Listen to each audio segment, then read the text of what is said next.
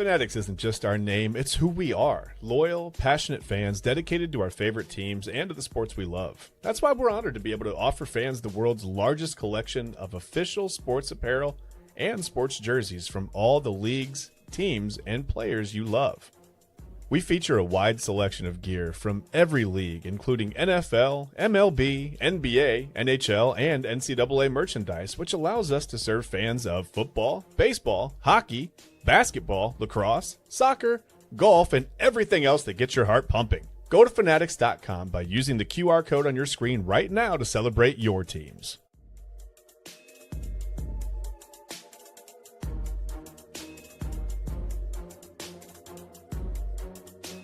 All right, welcome on in. It is a Wednesday edition of What's Inside Edge Primetime. It's right here on the Inside Edge Network. I'm your host. I'm Chad Bryan. I have got Autumn Chisholm with me. I'm going to unmute your mic so I can hear you. That's not fair to keep you muted. That wasn't very nice of me. Like I said, it's Wednesday. We're halfway through the week. Somehow, I don't know. I guess all the days kind of blend together in the summer for me. Autumn. I'm not going to lie.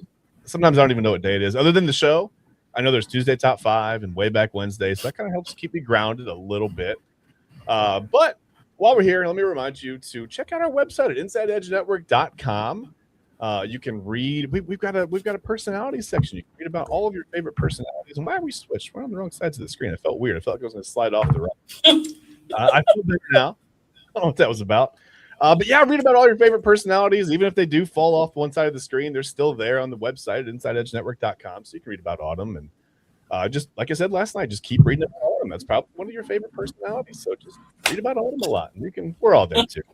And don't forget to like, subscribe to all the socials. We're on Facebook. We're at Inside Edge Net. It's like I said, we're on Facebook, Instagram. We're on, what are we on? We're on X. We're on TikTok. We're on all kinds of stuff. I said MySpace. I really almost said MySpace in a half kind of serious tone. And don't forget, while you're at the website, check out the merch shop. You can grab a hat. You can grab a T-shirt. Get a coffee mug. Get a jacket. I don't know why in the world you'd want a jacket. It's about 300 degrees outside today. Yeah, I got out of my car. I was heading into a haircut today, and I thought I was going to melt. But so, maybe a jacket's for the future. Maybe you don't need that right now, but you can pick up a jacket at the merch shop. And finally, don't forget to download the Inside Edge app on Roku. If you've got a Roku device, you can take us anywhere you take the Roku. Anywhere you watch TV, you can take us. And you can enjoy the Inside Edge Network programming all across the network right there on your Roku device. So that's fun. Autumn, like I said, it's Wednesday. We're halfway through the week. We've got a pretty jam-packed show tonight. We've got a lot of stuff to get to. How are you feeling, Autumn? Chad, I have been dragging all day long. I literally have almost fallen asleep at least 7 times today. I was literally at lunch, at work. I was literally like this. I'm going to tell you how guys. I was like this. And then I woke up and I'm like, what? I'm like, please don't tell me I was snoring. I'm that tired. I don't understand why, but I am here. I am sound of mind. And I can talk about our first topic. Okay. Well, sound of mind is better than you usually get from me. So that's pretty good, Autumn. I'm not going to lie. That's pretty good. I used to do that in class sometimes when I was in college. I would start to, I would nod off and I was like, wait, how long was that? Was that a second? Was it like most of class? And then you got to check, like, am I drool? No, I'm good. Yeah. Okay, I used to be the queen of doing this in high school. I could fall asleep on my hand and I can make it look like I'm paying attention, but I'm really dead asleep like this. So one side of your face starts to like come on and you're like, yeah, something's wrong there. Yeah, then you get the wake up call. Well, that's okay. Well, listen, if you fall asleep tonight during the show, that's okay. I won't be offended. I'll understand. You're tired. You work pretty hard. I know that. So I'll try not to take that too personally. But well, I don't know. What do you want to talk about first? I thought England was I thought they had it done today, Autumn. I guess let's talk about the World Cup right now because that was, you could call that a comeback win. I mean, when you're down 1-0 that late in the soccer game, Argentina had a goal in the 85th minute, then 2 minutes into injury time. By the way, Lionel Messi assisted on both. I don't know if you know this or not, Autumn, but that gives him 10 assists now in the knockout rounds. That's a lot more than I think the past high for the previous 60 years is 4. I might be the first person to say this publicly and live on air. I'm just going to go out on a limb and say Lionel Messi is pretty good at soccer. Um, I think that's feel groundbreaking, Chad. Yeah, I that's a bold, it's a risk taking kind of a thing, but I'm gonna say it. Did you get to watch any of this guy? I know you got the 50,000 whatever screen TV in front of you at work. Did you get to Yeah. watch? Okay, what'd I you think? watched the first, I'm gonna say like 10 minutes at work. Uh-oh, Okay. we're frozen. Okay. I Are watched the you first good? like 10 minutes. I'm good. You good? I'm good. I'm It good. just I'm good. like I'm good. We're I good. wish I was frozen. I'm up Um, here melting in my studio. You said frozen, and I was like, okay, I'm down. Like, let's go build a snowman. But no, it's not the case. It's very hot. no, you're good. Anyway, Um, yeah, I watched like the first 5 minutes, and then I think it was England scored their lone goal mhm. that I saw. I was like, oh, okay. And then I kept periodically checking, and I was like, okay, this is all right. And then I just had the thought in my head. I said, this is FIFA. It's the World Cup. This is everything that we've thought. Like, I'm like, oh my God, like England's finally gonna do it. They're finally gonna have something to hang their hat on that like they're gonna like get close. At least now they're like, okay, so before the Knicks won the championship, they're like the New York Knicks of Yeah. soccer. This was the Of like, Cowboys leading in the NFC Championship game with like 3 minutes to go. Yeah. All right. yeah. Yeah. In the fifth minute, I saw 1-1 and I said, uh-oh. And I looked 2 minutes later and I saw 2-1 and I said, uh-oh. And then I saw all the clips. And then I saw all the fouls. And then I saw the tackle. And then I saw the end of the game where Jude Bellingham literally slapped somebody in the back of the head. And I'm just like, you know what? Argentina is not even like a fun villain. They're just straight up villains Mm. because after that, they brought out a sign. I'm gonna read what it says because I just really like I don't like them. I really don't I like them. I understand. They're really one of like the worst. Like I genuinely just I can't stand them. So they made a political statement, Okay. something that FIFA, the entire World Cup, has said people are not allowed to do. Haiti tried to wear special jerseys. They didn't want let them wear them. Like people tried to wear special armbands. So um the sign said Las Malvinas son Argentina, which is a Argentinian island that Britain took control of, and Argentina then tried to reinvade to take back the control from Britain, and then they pulled that sign. And I'm just like, you just can't even be like fun villains. You're just evil. Like you're just evil. And then all the like the files and like the look, I'm gonna say this. Jude Bellingham is not a player that I've seen lose his cool this Okay. entire World Cup. Yeah. He lost his cool several times. Okay. Like to the point where I'm like, yo, Probably something to that. they, Yeah. they are evil. Okay. But they've got Messi. Messi's like the ultimate, like, He's he is the ringleader. He's the Joker. He's the okay. the the mastermind. He's the puppet that's pulling all the strings. Like no, not the puppet. The puppet is the one that's on the strings. He's That would the be impressive puppeteer. if the puppet flipped the script and pulled the strings. That's a I like that plot twist though. I do like that. I would like that. He's the puppeteer. He's the one. He's the leader. He controls all of his puppets. And I'm like, because he's so good at soccer, you're like, damn, you're good at soccer, but it's like, but your personality's trash.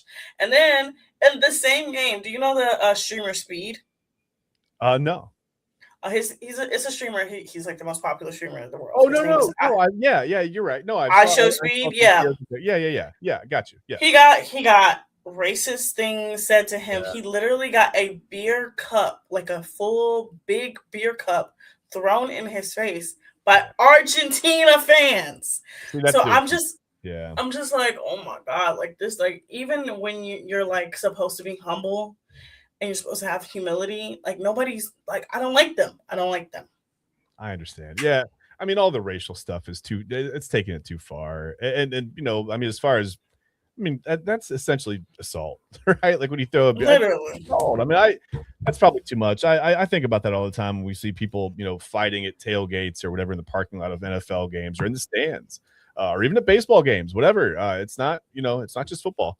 not just soccer. It's a lot of sports. It's taking it too far, right? Like you can be a fan of a team and root for your team and even like have some fun with the other team. I've seen guys, women, whoever, heckle players, and you kind of like, oh, they're doing it the right way. That was funny, you know. Uh, you don't have to cross the line. I think people sometimes are like, oh, I paid the price of admission. I can do and say whatever I want. Um, you know, I just think there's a line that you clearly should know not to cross as a fan or as whatever. But yeah, sometimes I think those lines get crossed. People get caught up in the heat of the moment and they go way too far with it. Does not mean it's acceptable. I don't know why fans of any sport, really, I don't know why people do that, Autumn.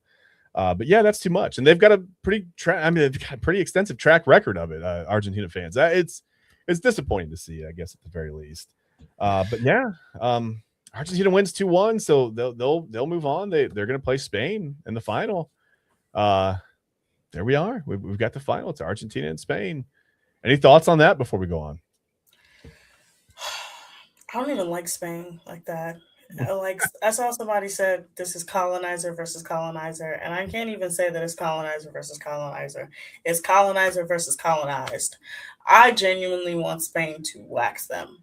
I don't like Spain, y'all. I genuinely think their federation is crazy, especially after what happened with the Women's World Cup.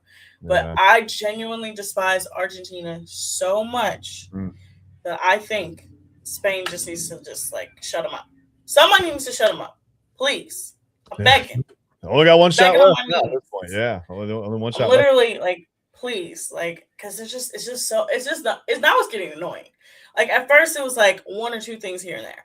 Now it's just getting like more obvious. Like it was the tackling. I've never seen soccer players act like it was a damn football game. They were tackling each other. They were kicking each other. People were like hitting each other in the back of the head.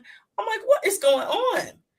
Right. No, It's no even worse when these yellows, things no happen in reds. friendlies, by the way. You ever see that? Like they'll have a friendly Oh my and god! they're fighting on the field. Yeah, it's crazy. It's crazy. But I knew England had an uphill battle when before the game. Mm-hmm. Somebody was like, "Yeah, the ref that's refing the game is Messi's favorite ref." I said, Oh, yeah, no. mm-hmm. Oh, no. Absolutely, 100%. I knew that was going to happen. Talk of the script. It's in every sport. There we go. There we go. Yeah. Oh wait, and then we got to think about the third place consolation game. That makes no sense, but they have it. It's now going to be France versus England. Yeah, I get like wanting to know who finished third and fourth or whatever, but can't you just like devise a system where it's like, yeah, I don't know, like total goals scored versus maybe like a score differential or something, like whose heart is really in the third and fourth place game, you know, after all this, like now you've gotten to this point and it's not like they're it's not like little kids playing one more game of the season, right? Like these are, I don't know. Would your heart be in it if you were playing the consolation game? No, honestly, it wouldn't be. Because it's not like it's the Olympics where, you know, in the Olympics, like the Yeah. third place game is a bronze, it's still a medal. Yeah. It's not the Olympics. It's literally no medal, no nothing. You're And it's funny just because it is playing. similar to the Olympics, but it feels so much more important to get a bronze medal at any whatever, it doesn't matter in the Olympics, any event, than it does to finish third in the World Cup. I don't know why that is. But it just has a different feel to it. Yeah, you're right. I don't know.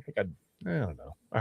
I just think it's stupid. And it's England versus France, so it's another colonizer versus colonizer. Don't even. Yeah. It's like the All-Star game. It's just like, who cares? It's like they're Mm-hmm. gonna score some goals or whatever. Who cares? And for the record, I don't think the All-Star game was even that good last night. AL wins 4-0. I think the National League had 3 hits. Chase DeLauder didn't get in. Didn't get in at bat anyway. So yeah, a lot of stuff. I saw, you know, I'm a Braves guy. The Braves didn't really do anything. Just kind of a ho-hum game. 4-0 win for the AL. Whatever. We had to mention it. But let's do this. Let's go to break. We're gonna take I had to say it happened, right? Some people watched it. I didn't. Whatever. I haven't watched the MLB All-Star game in years, and I'm a baseball guy. You know how much I love baseball, Autumn. It pains me to say it's just incredibly boring, but whatever. We're going to go to break. When we come back, Autumn is going to explain to us why Cincinnati belongs to Kentucky and in Kentucky. I don't think it's a river dispute. There is an actual territorial dispute between Kentucky and Ohio, but we'll get to that later. and we'll talk about how the NBA influences the WNBA's decisions and development and things like that. And then eventually in the episode, we'll get to Wayback Wednesday. It's Wednesday, so I got to go in the time machine in a little bit. I'm a little nervous. Different surroundings. I hope everything comes back. Listen, if I don't come back out of the time machine, Autumn, you've got the rest of the show. You'll do that final segment by yourself.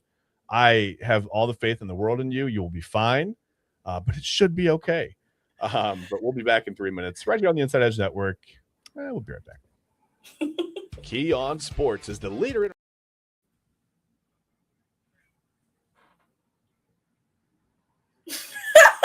Key On Sports is the leader in Ohio high school athletic coverage in written, print, and video streaming. From the latest news and results and written content to the high school football game of the week every Friday, Key On Sports has you covered. The vision of 15-time published author Vince McKee has become the most trusted site in Ohio high school athletic news. From podcasts to player profiles, Key On Sports is your one stop for all of it. Visit them today at keyonsports.com or on YouTube at Key On Sports. Check out their socials on Twitter and Facebook as well. Clean energy, bold flavors, and no jitters. See why people won't shut up about Dubby. Clean energy, no jitters or crash. Whether you're starting your workday or getting ready to exercise, Dubby Energy helps you lock in and focus. With over 15 flavors to choose from, you can't miss. Order Dubby Energy right now by using the QR code on your screen and use the promo code InsideEdge10 to receive 10% off your order. Dubby Energy, your energy-focused sponsor of the Inside Edge Network, Cleveland's digital leader. Discover our collection of body mists made with clean, minimal ingredients. Handcrafted with natural essential oils and clean ingredients, they offer a natural alternative to synthetic fragrances. Perfect for sensitive skin and those seeking clean, mindful self-care, and the perfect gift for you or your special someone. Courtesy of Alley Rose Fragrances. First-time customers, use that promo code InsideEdge20 to receive 20% off your order. AlleyRoseFragrances.com, a proud sponsor of the Inside Edge Network, Cleveland's digital leader. Whether searching for a baseball autographed by your favorite World Series slugger, a signed football by an iconic Hall of Famer, or the jersey of a world-famous soccer star, you've come to the right place. Here at sportsmemorabilia.com, the web's leading source of authentic sports memorabilia, you'll find more than 500,000 authentic products from nearly every professional sports league, team, and players. Not only will you find your next prized sports possession with ease thanks to superb customer service and tremendous site experience, you'll have the satisfaction and peace of mind that every product listed comes complete with a certificate of authenticity and is fully backed by the sportsmemorabilia.com lifetime authenticity guarantee. Go to sportsmemorabilia.com by using the QR code on your screen right now. Sportsmemorabilia.com, a proud sponsor of the Inside Edge Podcast Network, Cleveland's digital leader. Find us on InsideEdgeNetwork.com for the latest information on your favorite shows, personalities, and network partners. Plus, guess what? We have a merch shop. That's right, we have network polos, t-shirts, champion jackets, hats, and bottles. Rep the network. Every purchase supports independent sports and entertainment media. Use the QR code on your screen right now to check out InsideEdgeNetwork.com. That's InsideEdgeNetwork.com. Hey, it's Autumn Chisholm. Hey, it's Autumn Chisholm here from the Daily Spiral, and you guys are going to be joining me all week. We're going to have a kind of a funky show. Double A Anthony Alford will be joining me all week instead of Chad and Eli. Eli will be on vacation, but this week we are going to get into everything. We are going to get into the MLB All-Star break, the slowest week in sports, the Love Island USA fallout, and much more. And then on Thursday night, you're going to join me solo, and hopefully, LeBron James will have picked a team by then, so I don't have to talk about him. But you are going to watch the Daily Spiral here on Inside Edge Network every night, Monday through Friday, from 11 to 12 p.m. Hey, listen, we're back. I'm telling you right now, StreamYard sometimes does whatever it wants to do. You can click a video, and you might say we're going to be back. We're going to be back in 3 minutes, and StreamYard says, "You know what? No, you're going to be back in 3 seconds because I'm done playing that video." I am so glad that listen. I've seen it happen. I've done it. I've clicked a video and gone like, "Why is that not playing?" Do you remember, Autumn, when we came back from break the other night and I didn't even know we were coming back from break? Hello, everyone. How are you? So I'm glad that James, listen, I'm glad James is right now, he's behind the scenes. He's producing for us, and he is experiencing the full StreamYard ghosts and goblins. And man, I'm so glad they introduced themselves to you on your first night, man. It's so much fun. Anyway, we're back. We're back on Inside Edge Primetime right here. We're part of the one stream, 3 show phenomenon, right? It's Primetime, and it's going to be the Daily Spiral coming up at 11 with Autumn and Double A. And then Double A is going to have you on Midnight Run from 12 to 1. So we've got you wall to wall right now until 1 in the morning. We've got all your sports. We've got, what are we talking about? We're talking territorial disputes with Cincinnati and Kentucky and Ohio. I don't know what's going on. We've got everything. We've got a whole night full of programming. So don't go anywhere. Stay just right here. You don't have to go anywhere at all. You don't even have to click off the stream. You could just keep it right here with us all night. But right now, Autumn, I got to hear from you on this. We got into it last night a little bit. We didn't get into it. We didn't argue. It sounds like we argued. We were talking about Cincinnati. We talked about Skyline chili. And listen, I'm not going to lie to you. I like Skyline. I could eat some Skyline. I watched that again last night. And I know. My stomach hurt. I know.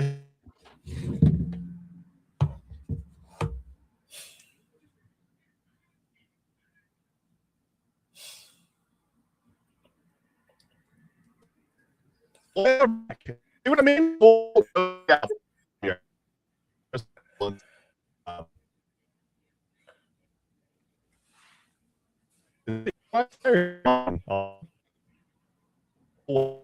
Fun. So, hear me.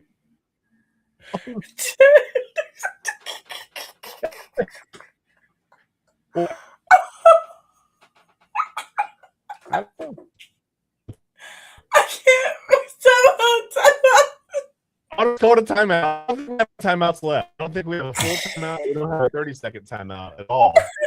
The Autumn's going to call a timeout. I think this is where she takes a nap. This is the portion of the show where I can't breathe. Hold on. Breathe. Good. You got to be able to breathe. You need oxygen. I know that. I'm not a doctor. I don't do anything for you, but I know you need oxygen. So you're going to breathe. When you regain your breath, maybe we can talk about, if you can still hear me, Autumn. I can hear you. It's just hilarious. It's been a whole night. It's been a whole week. I mean, it's been a crazy week. But that's why we gotta roll with the punches, and it's Wayback Wednesday, so it'll be fun. But tell me why Cincinnati doesn't belong to Ohio. Tell me why Cincinnati belongs to Kentucky. You got to get it. Hold on. You got to catch break. Do your thing. You're fine. In through your nose, out through your mouth. You might want to get like a brown paper. I'm in real tears over here because I heard nothing that you said before. You were just talking and you sounded like a robot. So I'm just hearing bits and pieces of what's happening. I'm like, what? I'm like, am I frozen? I know I had the problem yesterday. Oh my God, I can't breathe. That's awesome. I think my Wi-Fi almost went down, like bad down there for a second. So okay. I love that I sounded like a robot. I can't wait to watch it. It sounded so much like a robot that I'm like, what's happening? And it kept picking up on every third word. So oh no. Okay. I'm all right. You know what's now. funny? Autumn, you're not alone. This happened to Eli one night on his end. His voice kept modulating up and down. I cried too. I couldn't stop laughing. I couldn't even take it. I was like, you gotta go to break, man. Like, you gotta fix this. I can't talk to you like this. You're not alone. It happened. Yours fixes stuff. Okay. All right. Let me tell you my beef. Okay, I don't have a beef with Cincinnati, y'all. Okay, I'm gonna just say it like this. I don't have a beef with Cincinnati. Cincinnati's just not in Ohio. I've been to Cincinnati before. Okay. When your city's actual airport is not in the state of Ohio, the Cincinnati airport is in Kentucky. Okay. People who go to the University of Cincinnati don't live in Cincinnati. They live in Kentucky. Yeah, border Kentucky so heavily that people who live in Kentucky are Cincinnati fans. You're not in Ohio. You're in Kentucky. Autumn, you might be opening up a little bit of a wound. Do you know who actually owns the Ohio River? Is it? Please don't tell me it's Kentucky. It's Kentucky. That's so stupid. Ohio That's is so even. They taken dumb. Kentucky to court. They took him to court. Federal court. A judge said nope. The Ohio River is definitely Kentucky's. No, Sorry. that doesn't even make sense. Listen, you get the Reds and you get Skyline, and then they get the river. That's it. I'm like, look, your football team is cheap and it's a knockoff of the Browns. Your baseball team is the first baseball team, and somehow, some way, baseball hates you and never acknowledges that you're the first baseball team to ever Not exist. anymore. No, and not anymore. Never. It's fine because they won a World Series 300 years ago. Remember? In 1990. Yeah. 5 years before I was born. I was alive for that. Yeah, the last time they won a World Series was 1995. The last time they were relevant was not 1995, excuse me, 1990. The last year they were relevant I can let that slip. Was don't make me cry, Chad. Because sorry. That hurts my feelings. I know. I'm not. If it makes you feel any better, I'm not allowed to talk about 1995 in my house either. My wife. We don't talk about 97 or 2016 either. None of them can be ever mentioned. 2016 especially, but like there's just like nothing that's supposed to be in Ohio is in Ohio. It's all in Kentucky or it borders Kentucky.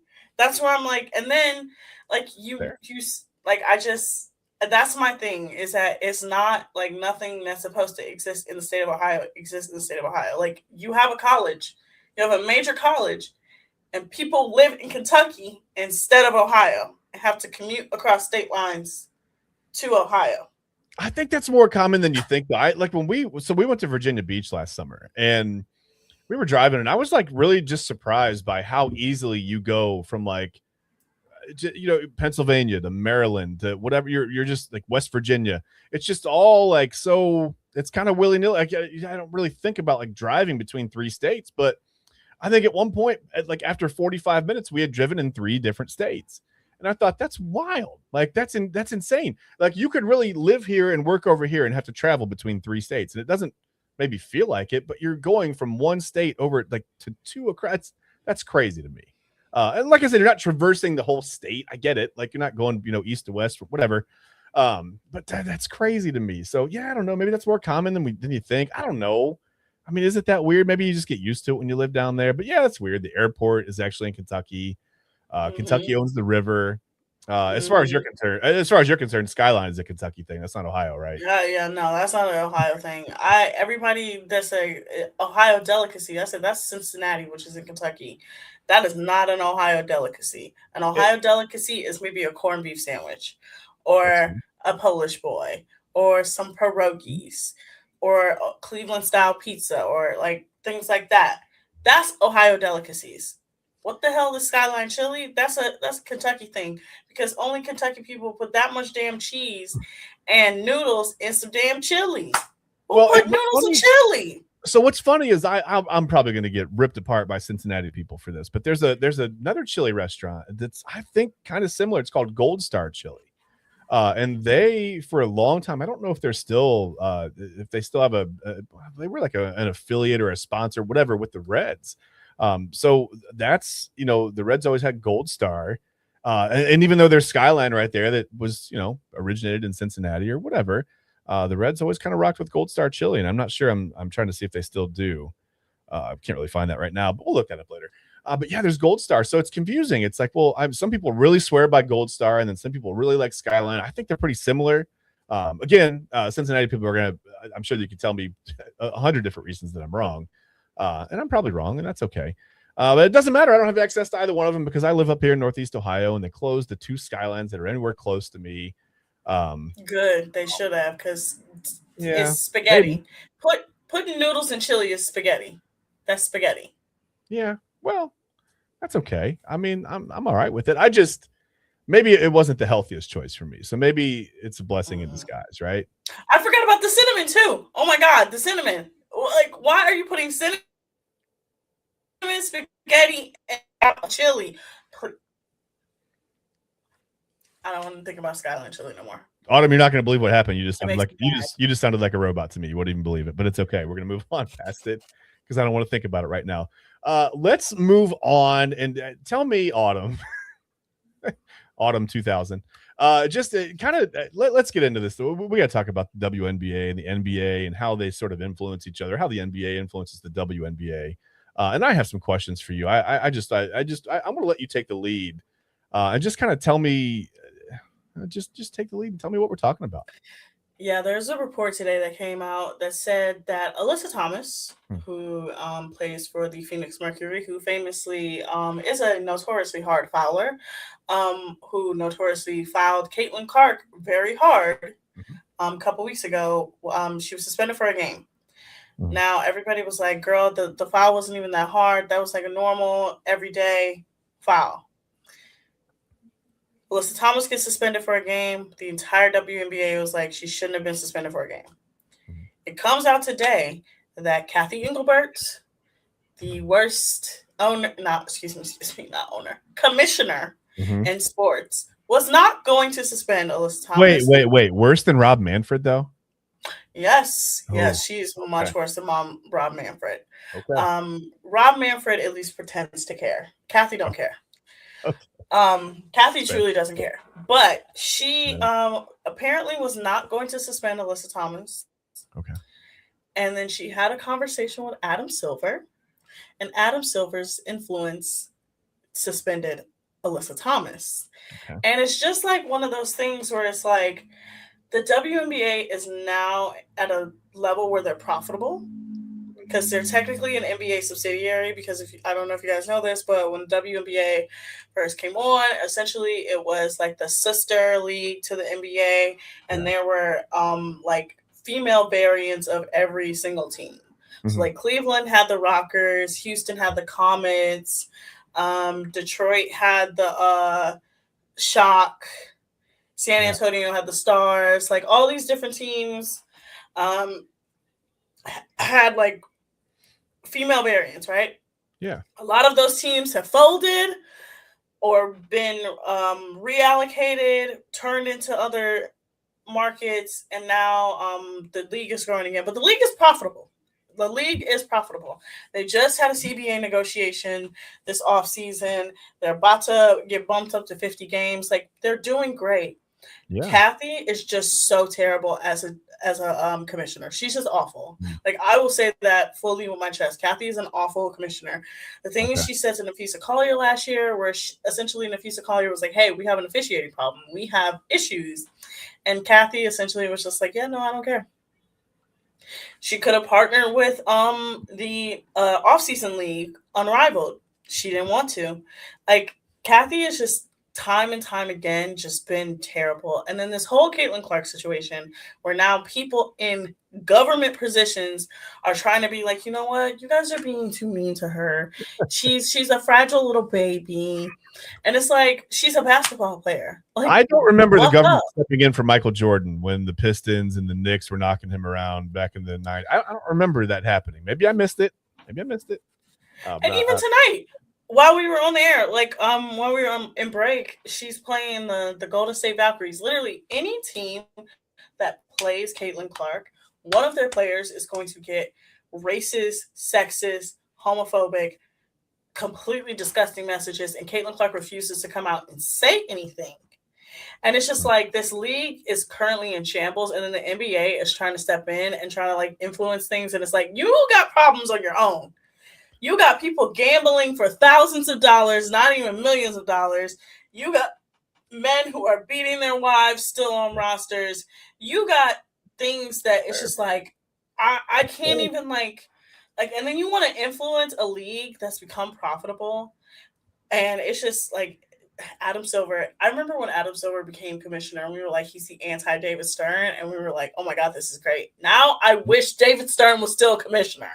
Well, yeah, I mean, for a while it looked like Silver was like a players commissioner. The new TV deal came in under him, and guys started getting paid a ton of money.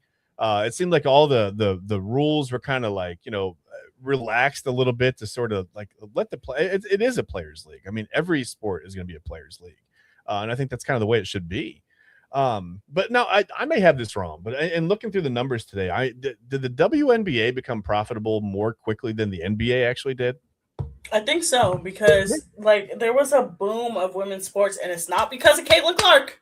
No, It's not because of her. no, Caitlin Clark. it's because the overall level of competition of athleticism is rising. I mean, it's a watchable product, and I don't know why people are so angry about it. To be honest with you, Autumn, like it. I read comments and people want to, they want to detract from the league and anything negative. It draws so much stuff, so much ire. I don't understand that. I tried to say ire there. It didn't come out of my mouth, but at least I didn't sound like a robot. But I just don't understand why people are so mad at the WNBA. I don't get it. It's literally misogyny and sexism, and it's just like these women have worked so hard to get their league to where they. At one point, they got punished for taking non-commercial flights. They had to take commercial flights. Some of them had to train at the YMCA with the regular people.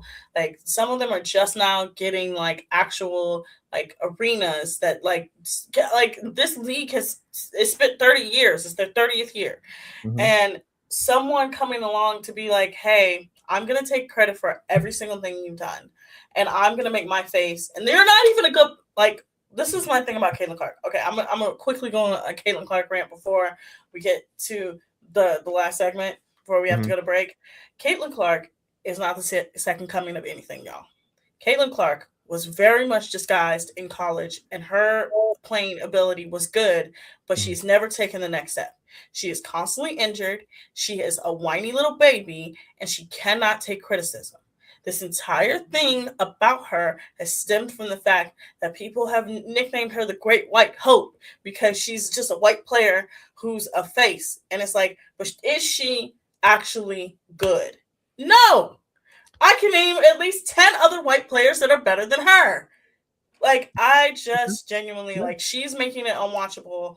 Like, the refs make it unwatchable. And then Kathy with her bull, it's just like, I'm done.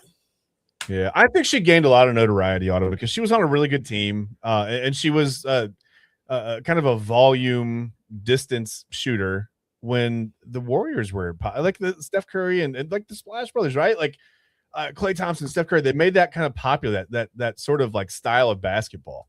But yeah, I think there are a lot of people in the WNBA that I can think, like Asia Wilson. So many other people off the top of my head that I could identify as probably the face of the league, that have brought. Like I said, I can name at least 10 players. Yeah, I can name 10 white players that I would put on a team before her. I can name 10 just general players. Hell, Olivia Miles is a rookie, and she is outplaying Caitlin Clark. Olivia Miles the other night scored 33 points, a career high. She's probably going to break it in about 2 weeks. Yeah. I mean, I think that's fair. I don't know. I'm not sure why. I get why, but I don't understand. To me, I guess I don't agree with it. I understand why people think the way that they think sometimes. I just don't agree with it. I just don't get why the WNBA gets so much hate, and it's so divisive, and it's just so polarizing. I mean, what's wrong with just like you said, these women work so incredibly hard. They've worked hard their whole lives, their whole careers. And they just they get nothing but hate, and it's crazy to me. But for the record, Adam Silver says, hey, we didn't do that. We're gonna wrap it up. We're gonna go to break. But yeah, Silver says, hey, we didn't influence that. That was all the WNBA. They made that decision. Who's to say? Go on and on. On and on. But let's not do that, because we're going to go to break. We're going to be back. It might be 3 seconds. We don't know what StreamYard is going to do to us.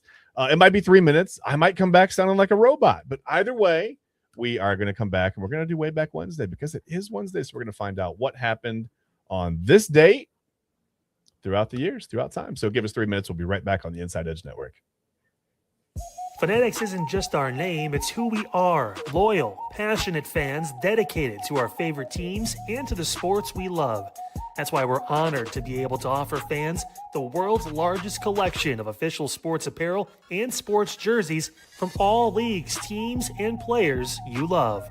We feature a wide selection of gear from every league, including the NFL, MLB, NBA, NHL, and NCAA merchandise, which allows us to serve fans of football, Baseball, hockey, basketball, lacrosse, soccer, golf, and, well, everything else that gets your heart pumping. Go to fanatics.com by using the QR code on your screen right now to celebrate your teams. That's fanatics.com, a proud sponsor of the Inside Edge Network, Cleveland's digital leader.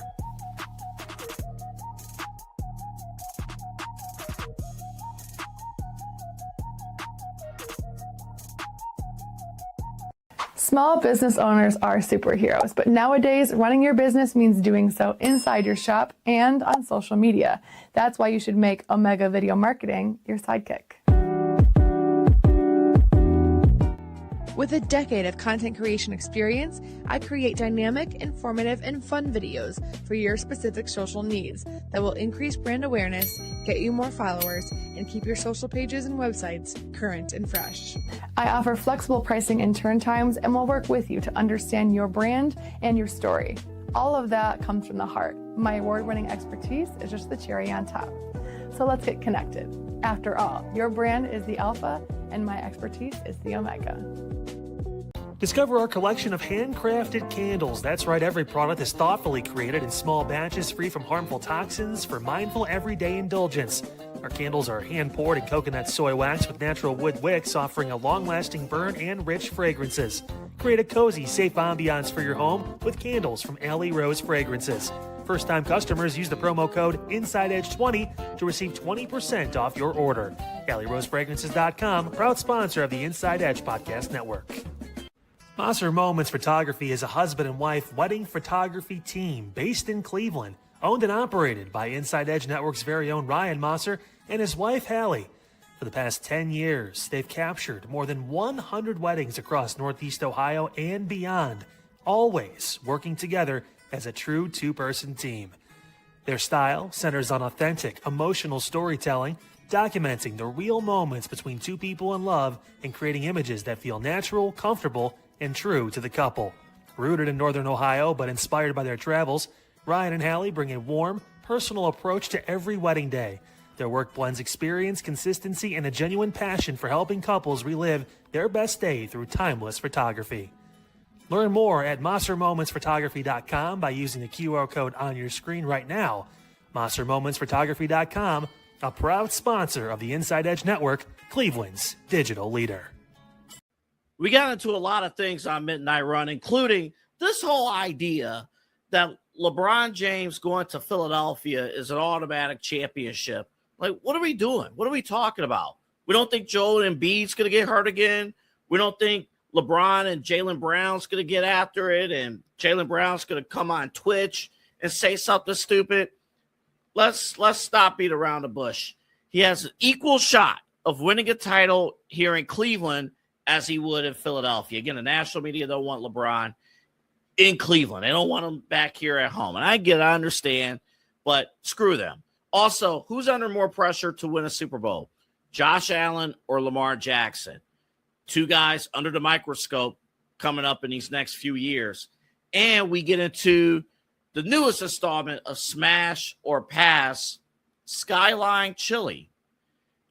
Not just as a whole, but this, you got to watch the video that we played last night. This much cheese. I might need like 3 lactose pills. My Lord. At least there were no sprinkles on this one. We got a ton of things coming up. I will identify 7 brand new NFL playoff teams coming up tonight on Midnight Run. Right here on the Inside Edge Network. Tonight at midnight.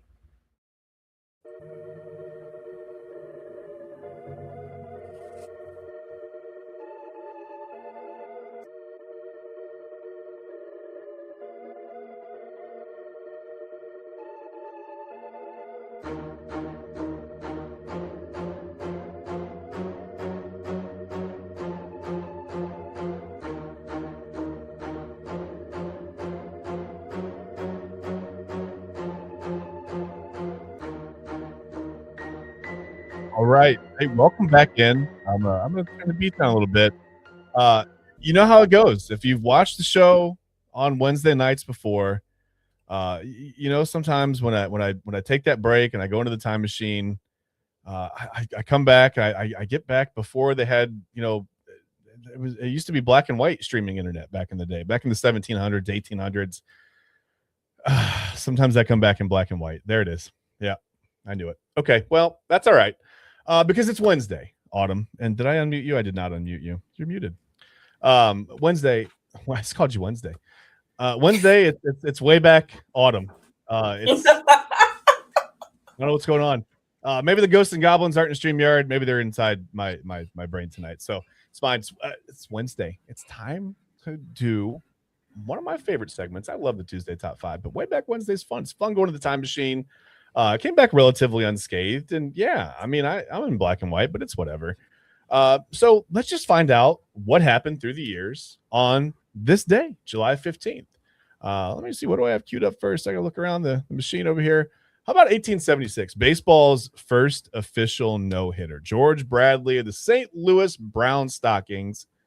Why are so many baseball teams named after socks? Anyway, no hits. The Hartford Dark Blues probably had something to do with socks also. The Brown Stockings would win that game 2-0 that day back on July 15th, 1876.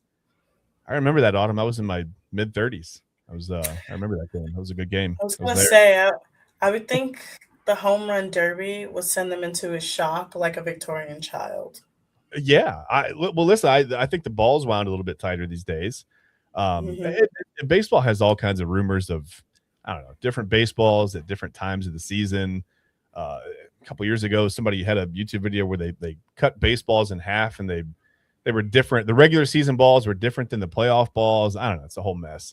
Can't prove it, I guess. You can just do whatever. I don't know if that was empirical proof of that, but there are rumors. But let's fast forward. Let's go to the 1900s, as my kids like to so eloquently state that I lived during. How were the 1900s? And I'm like, please stop.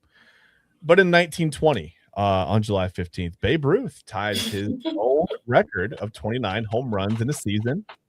And you might wonder, it's a lot of space on that screen not used up. That's because 1 year later, he liked that so much he tied another record, another home. But this was the career home run record that was held by Roger Connor previously. So Babe Ruth had his 138th career home run on July 15th, 1921, after tying his single season record on this date in 1920.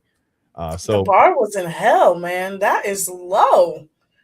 Once, and then it skyrocketed pretty quickly. It got into the 50s pretty quick after this. It got hectic. It went a little haywire.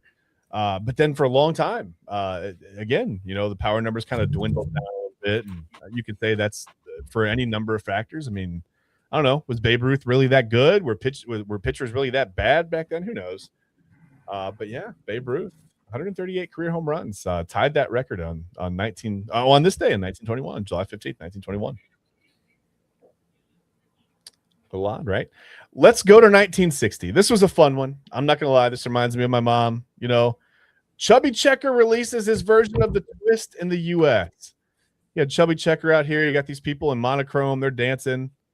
It looks like they're I don't know what's going on. I don't know why. Whatever. Looks like maybe a nice blue suit there.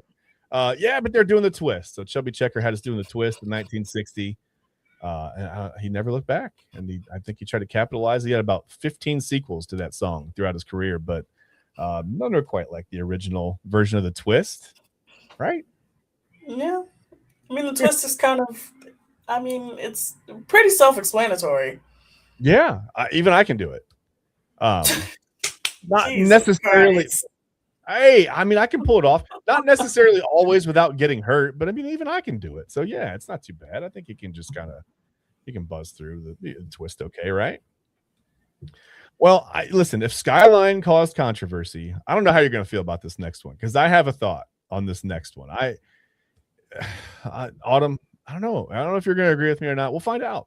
But in 1988 on July 15th, one of my all-time favorite holiday movies was released on July 15th. On July 15th, yeah, one of the best. 1988, one of the national. It was a National Lampoon's Die Hard. It was Die Hard. It's not a Christmas movie. It's just a movie set at Christmas. That makes it a Christmas movie. Well, I have the slide.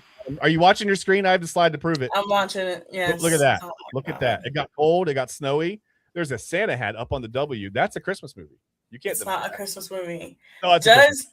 Does at the end of the movie John McClane go home and celebrate Christmas with his family? Well, they leave it open-ended, so probably it's up to the viewer. There's like 15 diehards after it. It's not a Christmas movie. It's just a movie set at Christmas. Okay, here's the thing. Here's how you determine, okay? Name any song from the soundtrack of Die Hard. There's not a lot of Christmas music on that soundtrack, man. Is there? The whole soundtrack is Christmas. Yeah, every song and throughout that whole movie is a Christmas song. Every single song. No, they even tried to trick it. They put them Run DMC. They put Run DMC at the beginning, right? They tried to trick it. They tried, but it's a movie set at Christmas. It's not a Christmas movie. Oh, that's it. Sorry, I don't make the rules. Oh, I don't know. See, I do on this one. I think I do make the rules. No, I don't make the rules. But no, that's not how that works. I'm married. I don't make the rules. I just have to follow them. I live here and I have to follow them, and that's fine. But no, I would disagree. Die Hard is definitely a Christmas movie. Man. So are we in worse territory right now than the chicken sandwich list? Are we okay? No, the chicken sandwich list is still egregious. That's still one of the most heinous things you've ever done. That right there is something that you need to answer for every single time. That list was so bad. That's fair. That's fair. But you have to concede. I mean, Die Hard is a Christmas movie. There's a Christmas party. He's going to a Christmas party, right? Again, a movie set at Christmas. Is the central plot focus Christmas? Is it like any other Christmas movie where Christmas is not the background, but Christmas is the plot? Think of Home Alone. Home Alone is a Christmas movie because the plot is that they are celebrating Christmas and he gets left home alone during Christmas. But are they not celebrating Christmas at the Christmas party at Nakatomi Plaza though? No, it's just a movie set at Christmas time. It's not a Christmas movie. I don't know. Okay, so listen, tomorrow night on the show. Oh, you're not even on with me. It's me. It's just me by myself. I was gonna say tomorrow night on the show. It's just an hour of you and I debating whether or not Die Hard's a Christmas movie. But you know what? I can talk about it tomorrow night. That's okay. I'm gonna come with maybe we'll do that tomorrow night. Anyway, one more quick one to get to on this date, July 15th. Just pretty recently here in 2016, Stranger Things debuted on Netflix. So the first season of Stranger Things. And it took 10 years. Yeah, it took a long time to season 5 or whatever. Yeah, it took a long time. Yes, I did, of course. Not a Christmas show, by the way. No, definitely. Well, I mean, she used Christmas lights, but it's not a Christmas show. You're correct. But okay. I did go see the finale in theaters, and I did cry to Purple Rain because it was good. It was really good. I know some people don't like it. Some people are like, oh, like they lost the plot. It was very good. I thought it was good. I thought it was a great ending. Now, was I absolutely terrified when me and my roommates watched it for the first time months after this? Absolutely, because watching Stranger Things in the dark is something you should never do. Yeah, don't do that. Especially the first season. Don't do that. You'd be terrified. You'd be looking around like, is something about to pop out my walls? No. Hopefully nothing pops out your walls. But yeah, I thought the ending was great. Purple Rain is just a great song. I mean, Prince was phenomenal. As far as musical artists go, I mean, Prince is just about as good as it gets. 27 instruments, Prince. Yeah. That's ridiculous, first of all. And ironically enough, the finale was this, it was literally New Year's Eve. It was literally New Year's Eve. The finale was. So because the finale was New Year's Eve, literally, I think since the finale, Purple Rain has trended almost every single day.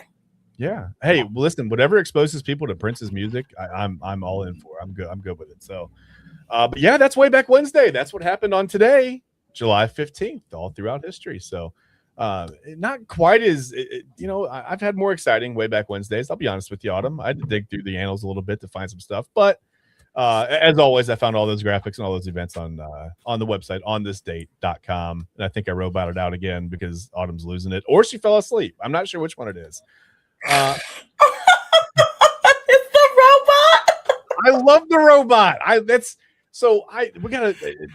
What's better, the robot or the twist? Probably the robot, right? If I could time up actually doing the yeah, James is doing the robot. I see him down there.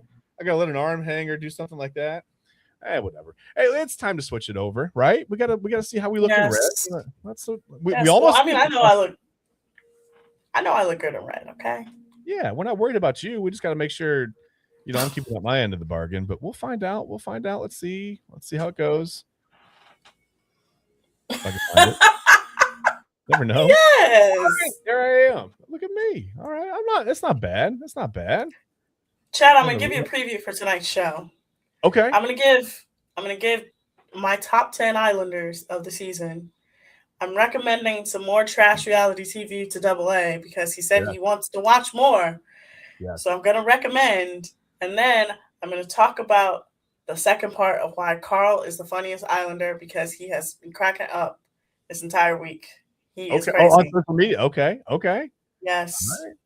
We didn't get much of a chance to really dig into Carl's personality. I mean, we got to know him a little bit, but and it probably doesn't help. I didn't watch the last 5 episodes. That probably doesn't help either. But hold on 1 second. He's been killing it on social media.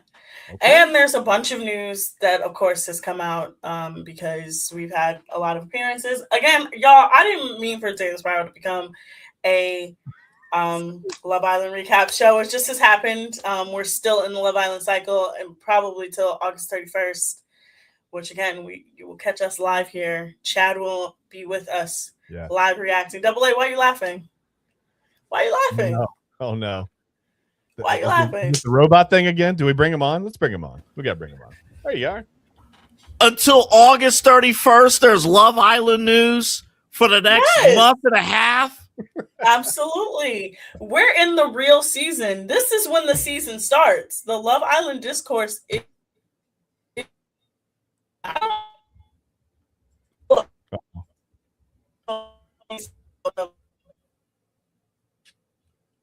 Chad? Is it me? Oh, it might be Autumn. I think it's Autumn. It might be. I haven't been the robot all along. I knew this is like a James Bond movie. I'm not the robot. It might be. It might. Okay, I'm not gonna lie. This is actually kind of enjoyable right here. Yeah, let's keep it right there. I think we do this. We do the rest of the show like this. This is fine until she comes back. Chad, can you actually believe? There's no way this show. No. This is like gonna have 6 weeks worth of news. No, this is like hockey now. You know how so somebody picks up the Stanley Cup and they skate around and everybody's happy. And 3 weeks later, it's opening day. Like this is like Love Island is like hockey now.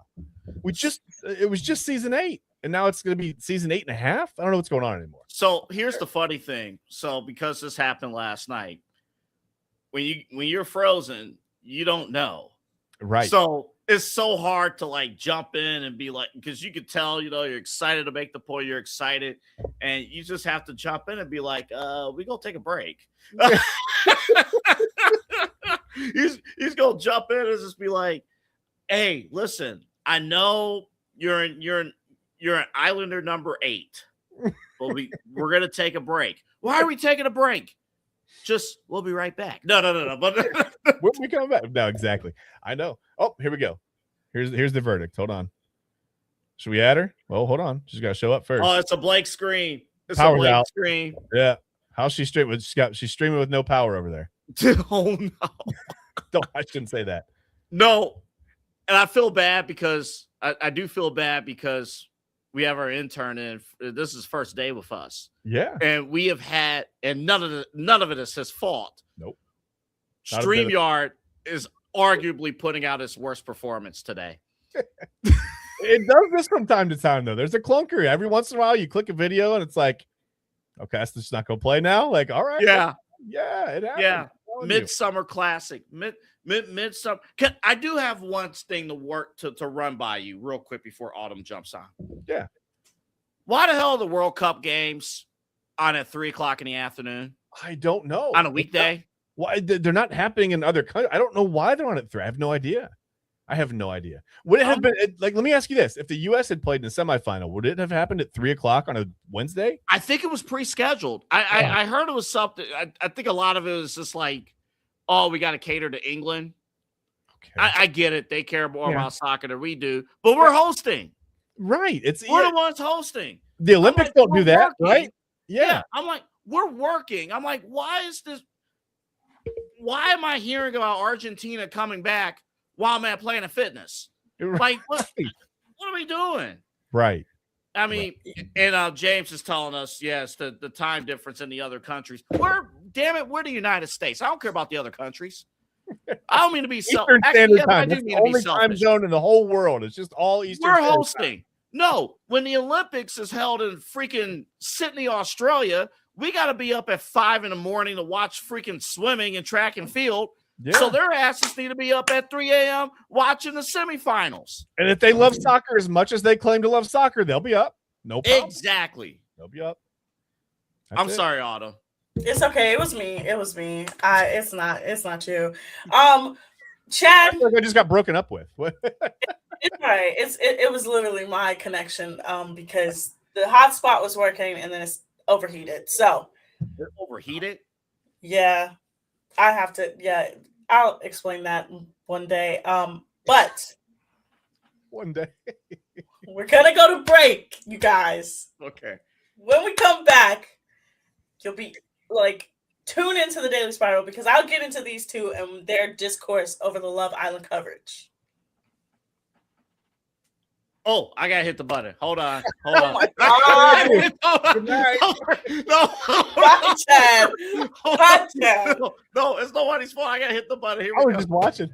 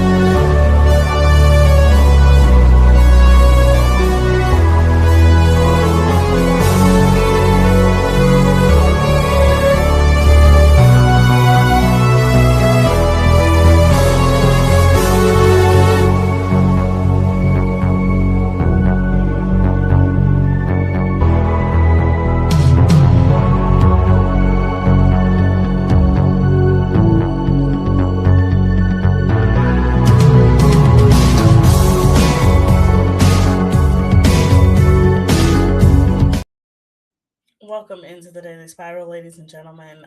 Double A, I'm sorry. Last season of Love Island was so terrible that you don't know that this is normal.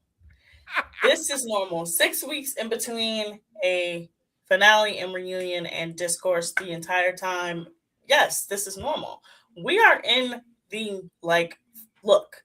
I'm okay. I'm gonna go on a quick rant before we get into all the stuff. So it's just like the NBA off season, where the off season is just as good, if not better, than the regular season. Yes, this is where everyone who knows Love Island knows this is where the real season starts. This is the real test because when you're in the villa, like I've been saying, it's villa psychosis. You are literally just living in the Love Island villa, but now you're in the real world. So all that stuff that you learned in the villa about each other, even though you've lived with each other, you've been with each other every day for 6 weeks, now you're in the real world where you have an immense amount of money, you have an immense amount of fame, your family's involved, your friends are involved, the internet is involved. Now this is when the real entertainment starts. Everybody knows this is where it really starts. But let's get into it, Double A. Number one, Bryce and Trinity were on the Today Show this morning, live from LA. They talked about their relationship. It was just really cute. It was really like a fluff piece. Honestly, it was a post-villa fluff piece to be like, hey, we're the winners of Love Island USA. We love each other so much. I mean, we didn't learn anything more than what we already knew about them. That's about it. Kenzie was on Call Her Daddy. Really didn't learn anything there. Kenzie was Kenzie. That was the Alex Cooper pod. Real quick with the Today Show interview. I did I think it was Craig Melvin. And he knew where French fries was. Yeah, Craig's a cool dude. I ain't gonna hold you. He's a cool dude. Over there at the Today Show. I think he mentioned something on the side. It's dude, I can see you guys. I live on the main street, okay? I live live on a main street, and so you can hear everything. Yo, hold on. I live on a main So when I do shows with Eli, he kind of, I'm not going to give it away, but he kind of has the same deal. So like middle of a point, you'll hear the police. So I think Shador Sanders could do.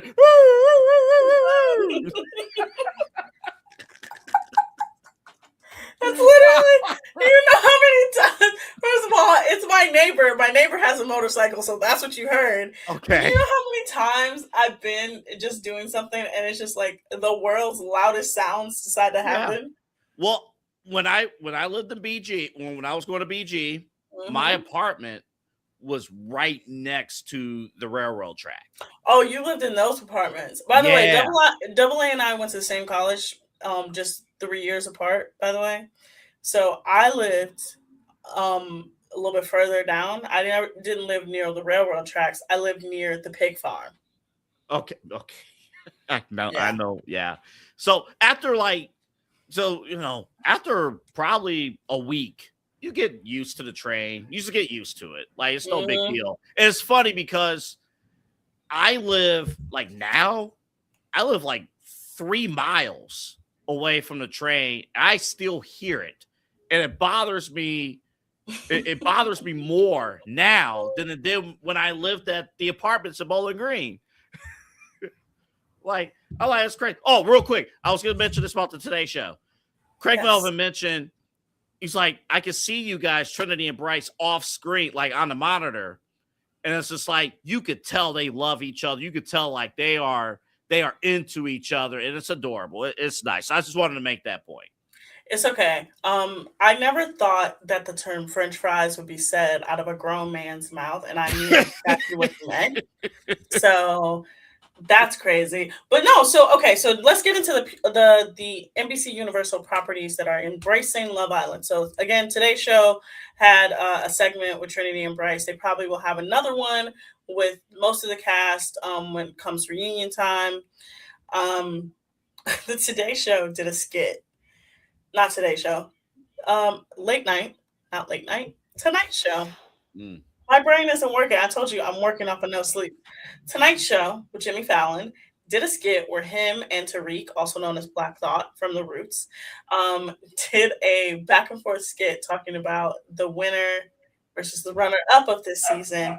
And Carl, who I told you, Double A, he funny. Carl, I followed him on Instagram today. The dude's hilarious. I'm not even gonna hold you. He's hilarious.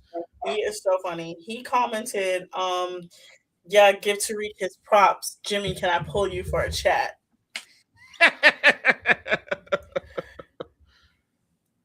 Yeah. But yeah, no, like, unfortunately, Double A, the discourse is still going to go on because there was an interview in Harper's Bazaar today that was released.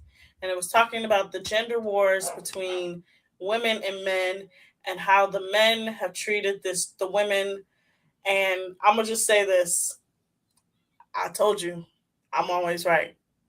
I'm always right. And everything I've felt about this season was just encapsulated in this article. Okay. And look, Zach is still getting hate. Zach is still getting so much hate that Bryce reposted a TikTok of him and Trinity with Zach in it, and he had to unrepost it because people noticed that it has Zach in it. But I told you, I don't like Zach. I think he's a messy bitch. I think everybody defending him just hasn't watched the show yet. So they don't understand why we, the audience, is like, hey, he's terrible. Mm-hmm. They're just knowing the Zach that they got. Also, Sincere's private story got leaked. So he showed him. How? Actually, don't answer that. It's sincere. It's sincere at this point. Don't even. I'm sorry. Continue. It's sincere. So, that's the answer. It's sincere. Yeah, sincere.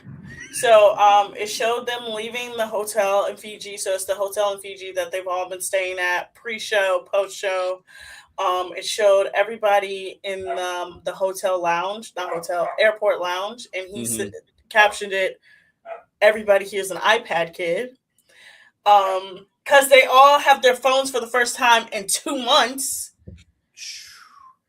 You're going to find out, too, like, if you're away from your phone, away from social media for that long, if they didn't have endorsement deals, I would think some of them would just say, screw social media and call it a day. But I think because of endorsement deals, like, you're going to get paid. You got to be on social media. It's going to be tough. Honestly, Autumn, I hope all of these Islanders, all of them, I hope they have a good support system around them. Most of them really do. Sincere's not a good support system. They're just making his situation worse. Melanie, we know she does. Her mom and her sister literally had to grab her and shake her and say, leave this man. Anaya's dad was already modded, like, kind of famous, so she knows. Trinity, like, everybody has, like, had a decent following before coming in, but this actually gets to my first point, right? I want y'all to stop comparing this cast to last season's cast. Last season's cast was a bunch of clout demons that the moment they found out they were super famous, did everything they could to capitalize on that fame. Yep. They was on TikTok Live. They was on Instagram Live. They was on Snapchat. They were literally, they got an Airbnb together. They was making TikToks together. They were going to LA parties. They were going. I mean, like, Huda built or attempted to build a whole rap career out of this. I think singing career. She literally started dating someone on Netflix and was going to movie premieres within 2 weeks of leaving the villa. Oh, right? Yeah. So and I think she dropped the video the night of the premiere of this season's show. Yes, it was really bad. It's not good music. She knows how. Hey, listen, she knows how to. She knows how to sneak into parking garages, though. That girl. But like you see, like everybody's like, okay, so why haven't we gotten TikTok Live? Why haven't we gotten this? Why haven't we gotten that? Y'all, these people are normal. They cast normal people with jobs. Like, Carl is already back in Denver. Anaya's mom has probably got her set up, and it's like, all right, we're doing this, that, and the other. Trinity, Kata, Bryce, the rest of them are in LA, but I think Kenzie is already back in Georgia. Like, most of them are normal, y'all. Like, they're not trying to capitalize off their 15-minute fame. Most of them are like, hey, we went on the island for love. Let's go back home. Well, there is one person who did not go back to work. It was the police officer, Sean. You know, Sean, again, if he didn't have that baby, he would have been fine. He would have been cool, but he had that baby, and it was a fresh baby. Again, I can see if it was like maybe a 5-year-old, 6-year-old, a little older. Had a 2-year-old. 2-year-old. That's fresh. That's fresh, Bubs. You can't do that, man. No. But one last point before we go to break here. I'm gonna give you a preview. Like I said, Carl is the funniest person in this cast right now. I'm gonna tell you why when we come back from the break, and then I'm gonna give my top 10 Islanders. We're gonna talk about some trash reality TV. I think there was one more thing I wanted to talk to you about too. But you guys are watching me spiral here on the Daily Spiral here on Inside Edge Network. We'll be right back. Key On Sports is the leader in Ohio high school athletic coverage in written, print, and video streaming. From the latest news and results and written content to the high school football game of the week every Friday, Key On Sports has you covered. The vision of 15-time published author Vince McKee has become the most trusted site in Ohio high school athletic news. From podcasts to player profiles, Key On Sports is your one-stop for all of it. Visit them today at keyonsports.com or on YouTube at Key On Sports. Check out their socials on Twitter and Facebook as well. Clean energy, bold flavors, and no jitters. See why people won't shut up about Dubby. Clean energy, no jitters or crash. Whether you're starting your workday or getting ready to exercise, Dubby Energy helps you lock in and focus. With over 15 flavors to choose from, you can't miss. Order W Energy right now by using the QR code on your screen and use the promo code InsideEdge10 to receive 10% off your order. W Energy, your energy-focused sponsor of the Inside Edge Network, Cleveland's digital leader. Discover our collection of body mists made with clean, minimal ingredients. Handcrafted with natural essential oils and clean ingredients, they offer a natural alternative to synthetic fragrances.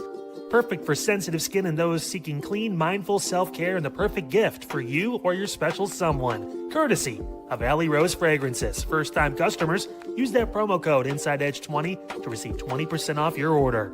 AlleyRoseFragrances.com, a proud sponsor of the Inside Edge Network, Cleveland's digital leader. Whether searching for a baseball autographed by your favorite World Series slugger, a signed football by an iconic Hall of Famer, or the jersey of a world-famous soccer star, you've come to the right place. Here at sportsmemorabilia.com, the web's leading source of authentic sports memorabilia, you'll find more than 500,000 authentic products from nearly every professional sports league, team, and players.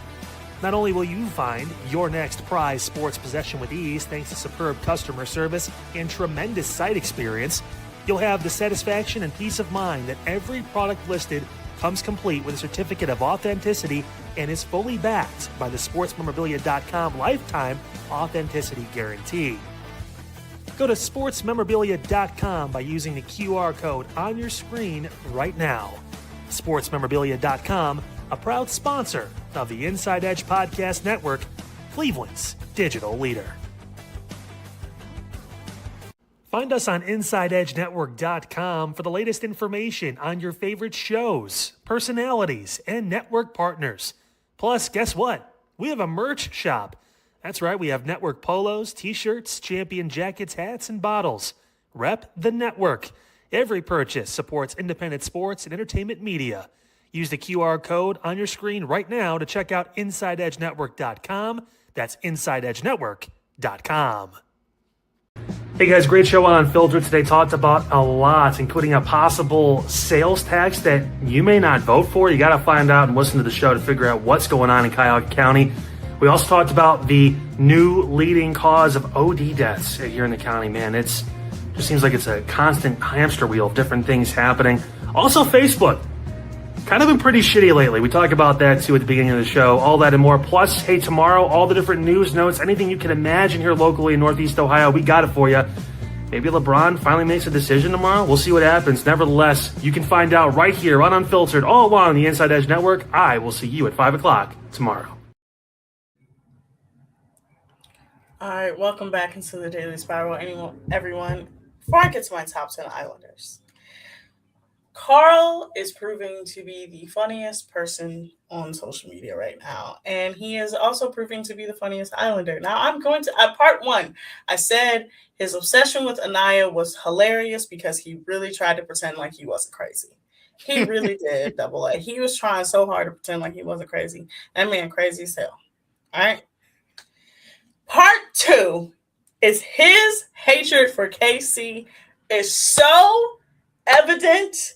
It is clear. So funny. Oh my God. First of all, number one, every time him and Anaya talked about Casey, it would be like, yeah, so your other connection. I'd be like, why would he say his name? He'd be like, yeah, so your other connection. And I'm like, what's going on, Carl? Then in the after he was eliminated the first time, he goes, yeah, and KC. That was the first time I heard his name. I was like, oh my God. He hates that. Yeah, that's real beef. That's real beef. He hates that man.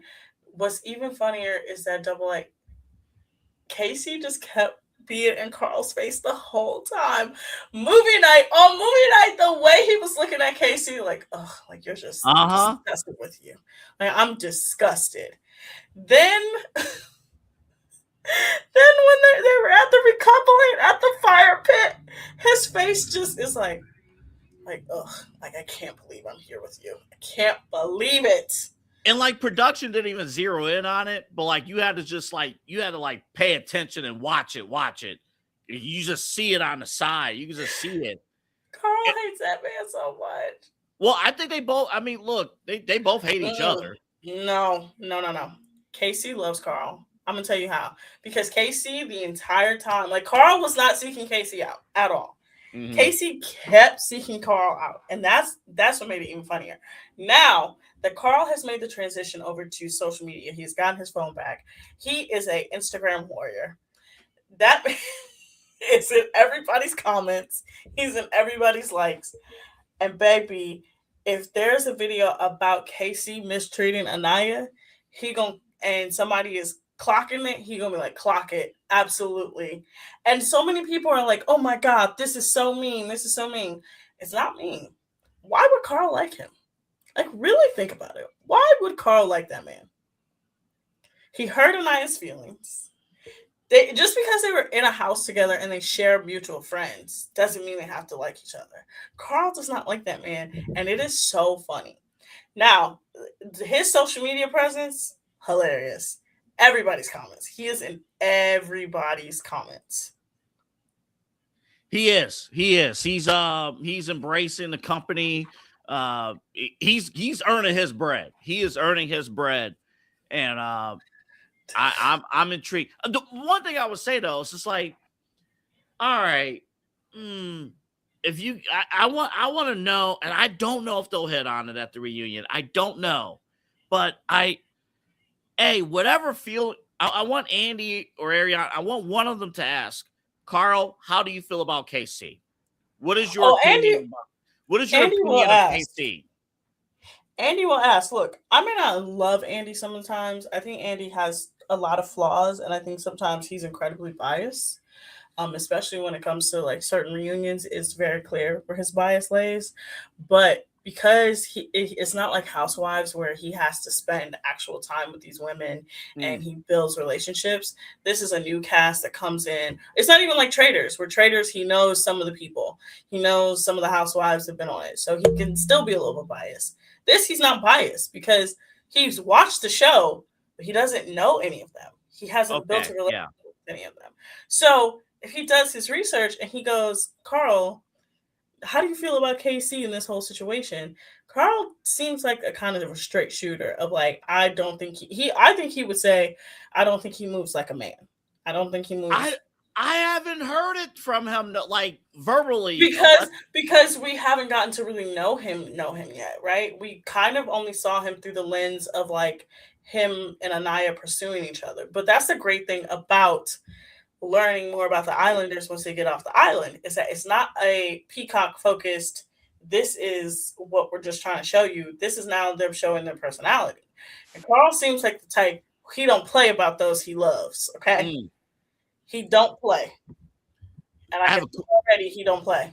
Real quick, I know you got more on Carl. I've been thinking about this for like a week, and I need to ask you. Sure. Do you think, and this might be a full topic or you can answer it here. Do you think a show like Love Island on every day, you think, because we talk about it with like, you and Chad talked about this with Major League Baseball. How differently would the show move if it had a 1 week break or two? I know it may not be feasible, to be perfectly honest, because they're in another country. Well, okay, so I'm going to explain this because there is a version of Love Island that shoots during the summer but airs during the fall, and that's the Australia version. So the Australia version, they shoot everything during the summer, right? And then they don't even shoot it in Australia. They shoot it in usually Spain. And the only time people vote is at the end on who they want to win. Oh. And they'll shoot like the different endings for who like goes home and everything. But I don't think Love Island in the format can work as a weekly show. Okay, because like it can't work as like a Bachelorette because I wouldn't want it as a weekly show. My proposal would be it would be a daily show, but then like a bit of a break in between, like Casa after Casa, you break for a week. And like, what would happen if the Islanders had social media for a week? Oh, and they phones used for a to. week and then They come used to. back. So AA, they actually used to have access to their social media accounts. So in the early UK seasons are crazy. They had a smoking section where they all could smoke and talk to each other. They had access to their own phones and all social media, so they could see what the public was saying. And the reason why they got rid of it is because one of the people on, I think it was season 2, the public was bad. It was really bad, and she ended up ending her own life years later. But they've tried it. It's just like it works better if they're not on the phones. Yeah, that's true. Like That's the true. chaos is a little bit more, and then taking a week break, it kind of loses the steam and losing the momentum. Because the thing is, it's like the momentum gains through the season. Like it gains and gains and gains, and then when you get to the end, it's like, all right, we're at the end. Now we got to see who won. I'm just trying to give ideas for them to be on this week. They should have ended. Well, you had the World Cup final on Sunday, but like it's in the afternoon. They should have ended this upcoming Sunday, not last Sunday. Like they should have went on during the baseball All-Star break, so we would have something more to watch than the ESPYs. I'm just being selfish. That's okay, all. so I mean, you have the UK. The UK is ending next week. Yeah, next Sunday. So you have a Love Island on. It's just that the US, I think it's because I don't know why they do this. I don't know why it's like a week shorter than what it needs to be. I think it should be a week longer. I think that last week should just be like again, like other franchises do it differently. Like for example, in Australia, they do a hotel amour. So they just put everybody in a hotel and they bring in the casa people, and it's both parties. And then you could choose if you want to like leave with that person or stay in your couple. I know in the UK they do the same casa more, but then they also are a week longer. So they'll bring in bombshells almost a week after Casa More if all the Casa girls and all the Casa boys are gone. So, I mean, I think the U.S. is still trying to find their footing. I mean, this season, they probably expected it to be popular, but not as popular as it got. Last season, I told you, them demonic clout demons, I don't understand why they made the show as bad as they did. It broke. It seemed like it broke the format. The casting last year. I think this year, because the UK, I mean, correct me here. I think do they go like 50 episodes or close to 50? So and I think our version here is only 35 episodes this year. Yes, 30. It's usually 30 to 40 here, and it's 50 there because they have an extra week. So they actually started a week earlier and they end a week later. And then they also, their episodes are 5 days a week. No, actually, their episodes are 6 days a week. And then they'll do an unseen bits. But like their schedule is Monday through Friday is new episodes, Saturday is unseen bits, and Sunday is a new episode and After Sun. And their After Sun is live studio audience. Oh. Yeah. I know we can't do that here, but that would be something. Yeah, I mean, I don't know. I think they're still trying to find their footing with the U.S. version. I know I've seen some people say like, oh, like why is the reunion so far out? Y'all, they've been in a villa for 2 months. They've been in a hotel in Fiji for a month before that. They need to reacclimate to the world. And can I address that also for a second too? I like that the reunion is later on. Like it let it build up, let it cook, let the you need after 6 straight weeks of this show. Sure, you need a little bit of a cool down period, and then boom, end of August, you're locked in. And if this is going to be, if the reunion ends up being a 2-night thing, I don't know if it's going to be, but if it's a 1 night or a 2-night tape or airing, like we're going to be locked in. There's going to be so many things to talk about. Let it build. I've seen people who say like, oh, we want the reunion to be like this Sunday. I'm like, you don't need to do that. No. Let it cook. Let it cook. Because this is the thing. You have the fact that everybody gets to go back home, right? Now, I know Trinity probably isn't going to go back home. She's already said it. I know Anaya's at home, Carl's at home, Kenzie's at home. 90% of the cast is at home, right? They're all back in where they live at, right? Mm-hmm. So now you have them being able to sit down and talk to their families, and their families be like, girl, you looked crazy. Like, you looked like this, that, and the other, right? Then you'll have their ability to then sit down and watch all the episodes. They need to do that. That is essential, because you cannot go into a reunion not watching anything and be like, oh, I don't want to watch my show. You need to watch yourself, because number one, you need to know what happened, and then you need to watch the other things that happen. Yeah, because your friends gonna tell you what happened, so you might as well see it for yourself. You might as well don't worry about highlights. You might as well see it for yourself, and then at that point, you can see what production did, and then from your eyes, you know what happened and stuff. Because I love hearing the clips too, Autumn, from like some of the other Islanders who have said, you know, what did you brought up yesterday? I'm drawing a blank, but Trinity, you didn't even explore that. Like Kenzie and Dylan not even knowing that did not make the cut. Yeah. Little things like that. Like, I think that's huge. And it adds on to a lot of things, because we want that access. But we as fans, we want to know what they know, and that will help us lock in terms of, oh, they don't know this, but they know that. Yeah. Like I told you, they're always going to be like the normal ones. Like, I'm going to say who the normal ones are going to be this season. The normal ones that are going to come out the villa and not engage with the hoopla are probably going to be Carl and Anaya, Trinity and Bryce. 100%. They're not going to engage with any of that nonsense, right? Then you'll have the semi-normal ones that might engage with a little bit of nonsense. I actually will put Melanie in the not engaging in nonsense. Nasir's going to engage in the nonsense. He already has started. Zach and Kata kind of already have started a little bit too. But everybody after them that's been dumped from the island 100% engages with the fan emotion, and they let it get to their head. Like, okay, for example, before we get to my top 10, Soul. Oh, girl, yes, I can't wait. You gotta stop. She has made keep going, Soul. Keep going. After video. Keep that negative energy going, Soul. Let's go. She made a video, you know, the whole Netflix trend, interviewing for my Netflix documentary about something. I'm getting sick of that trend, by the way, but yes. She did one and was like, yeah, sitting down for my Netflix documentary about Love Island. Girl, you were there for 2 weeks, not even.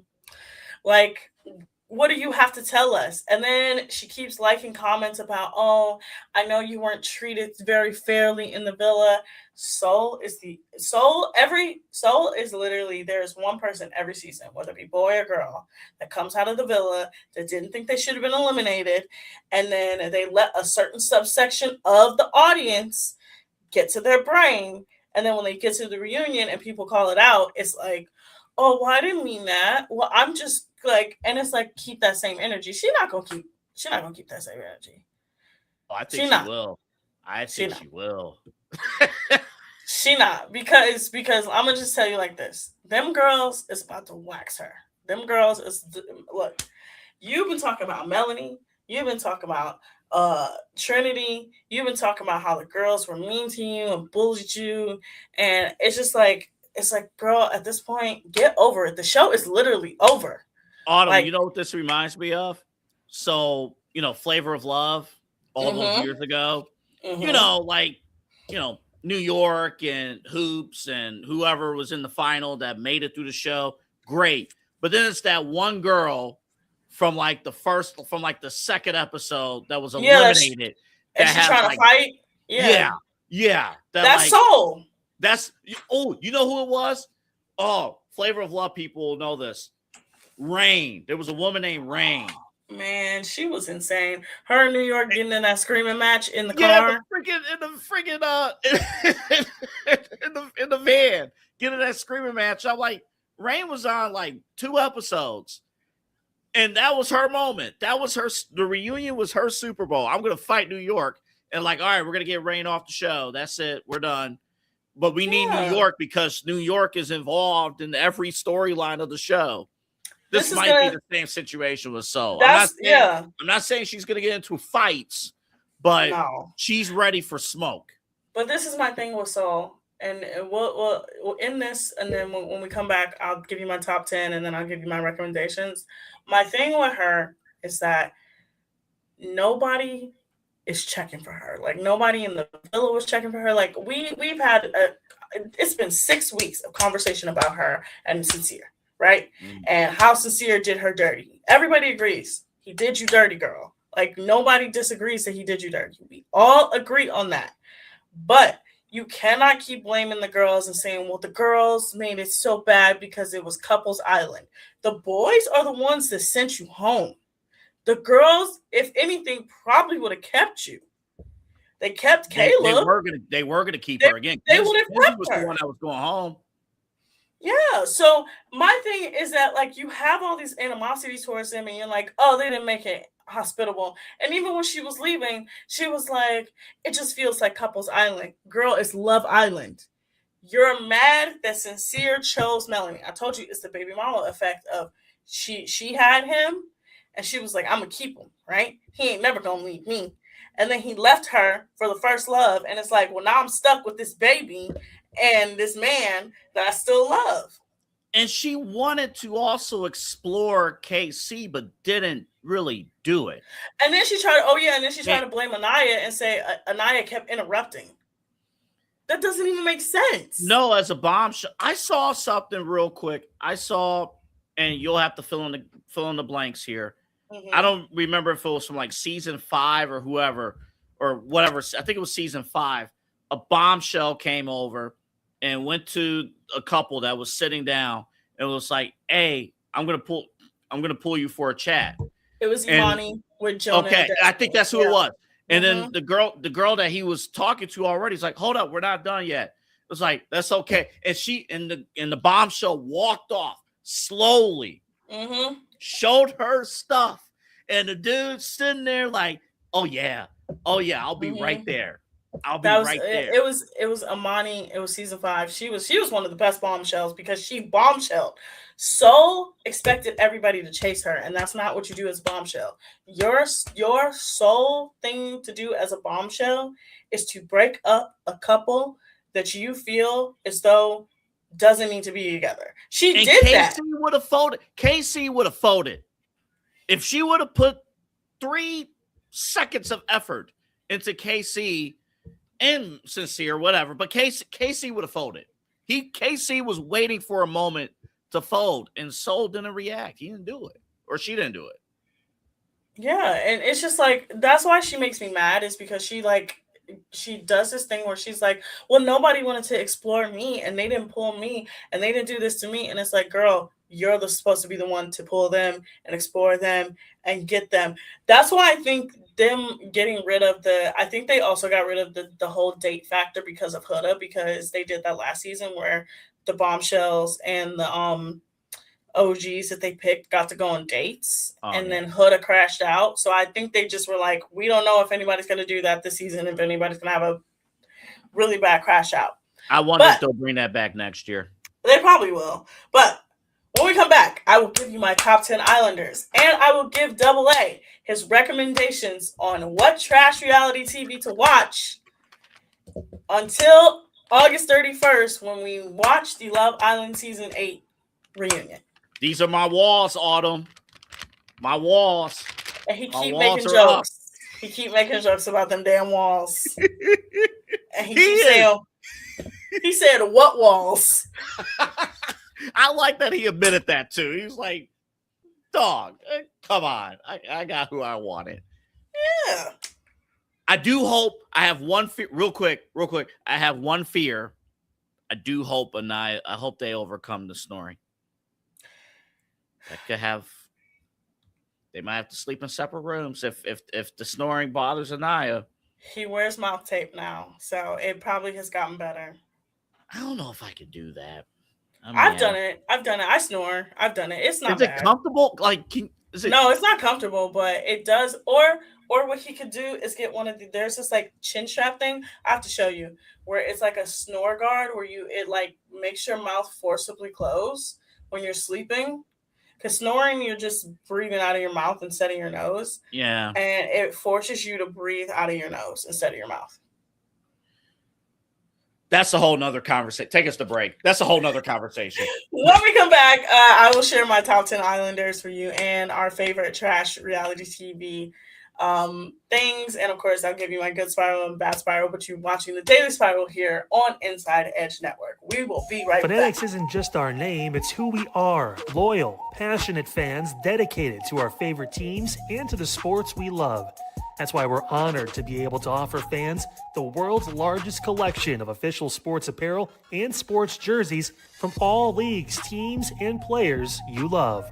We feature a wide selection of gear from every league, including the NFL, MLB, NBA, NHL, and NCAA merchandise, which allows us to serve fans of football, baseball, hockey, basketball, lacrosse, soccer, golf, and, well, everything else that gets your heart pumping. Go to fanatics.com by using the QR code on your screen right now to celebrate your teams. That's fanatics.com, a proud sponsor of the Inside Edge Network, Cleveland's digital leader.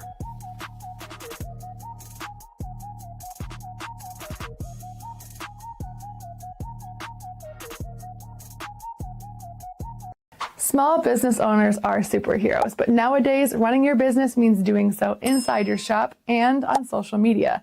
That's why you should make Omega Video Marketing your sidekick. With a decade of content creation experience, I create dynamic, informative, and fun videos for your specific social needs that will increase brand awareness, get you more followers, and keep your social pages and websites current and fresh. I offer flexible pricing and turn times and will work with you to understand your brand and your story. All of that comes from the heart. My award-winning expertise is just the cherry on top. So let's get connected. After all, your brand is the alpha and my expertise is the omega. Discover our collection of handcrafted candles. That's right, every product is thoughtfully created in small batches free from harmful toxins for mindful everyday indulgence. Our candles are hand-poured in coconut soy wax with natural wood wicks, offering a long-lasting burn and rich fragrances. Create a cozy, safe ambiance for your home with candles from Alley Rose Fragrances.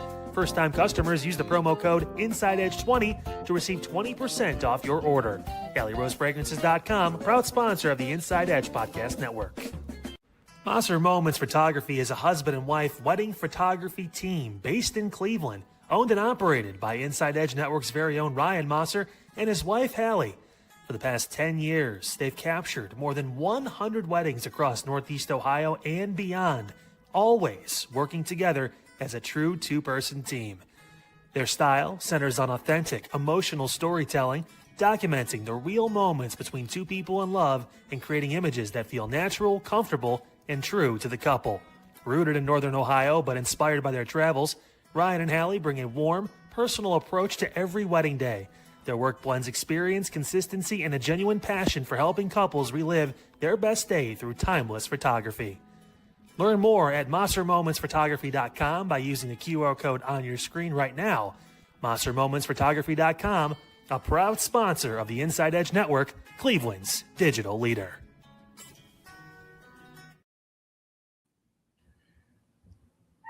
Welcome back to the Inside Edge Network here on the Daily Spiral. Also, this jumping back in real fast and me not paying attention, I promise y'all this is not normal. No. I'm doing that on purpose. Here's why. Because yesterday we're doing the show or whatever, and then out of the blue, it's just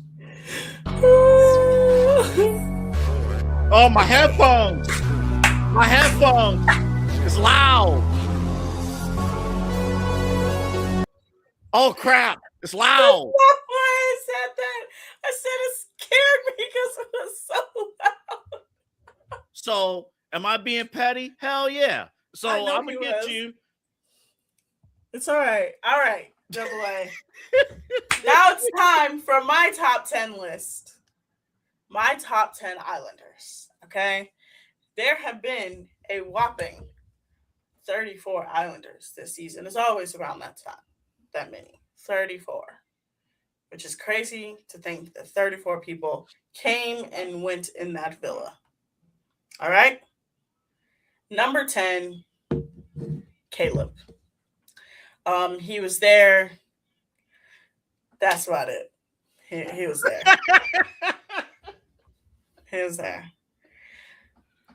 Like, number 9, Dylan. When he wasn't crying, he was actually super entertaining, and I didn't hate him.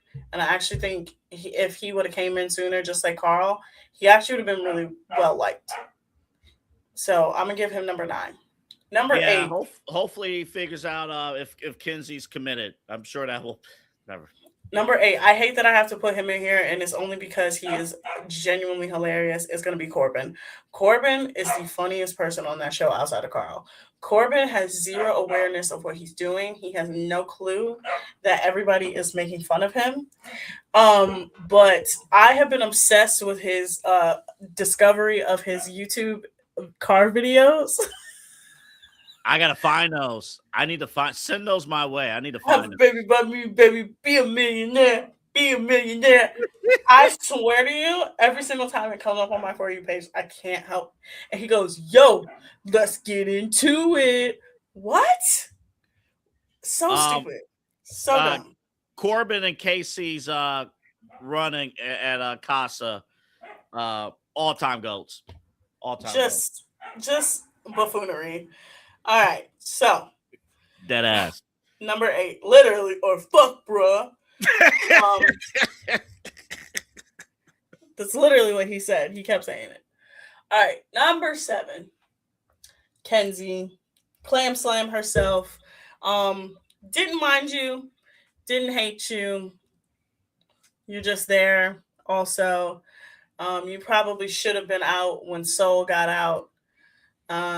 But you lasted and you kept me entertained. And then this is the thing. Kenzie will do something where I'm like, damn, girl, you're funny. And then she'll do something else and be like, girl, I hate you. Like, what are you doing?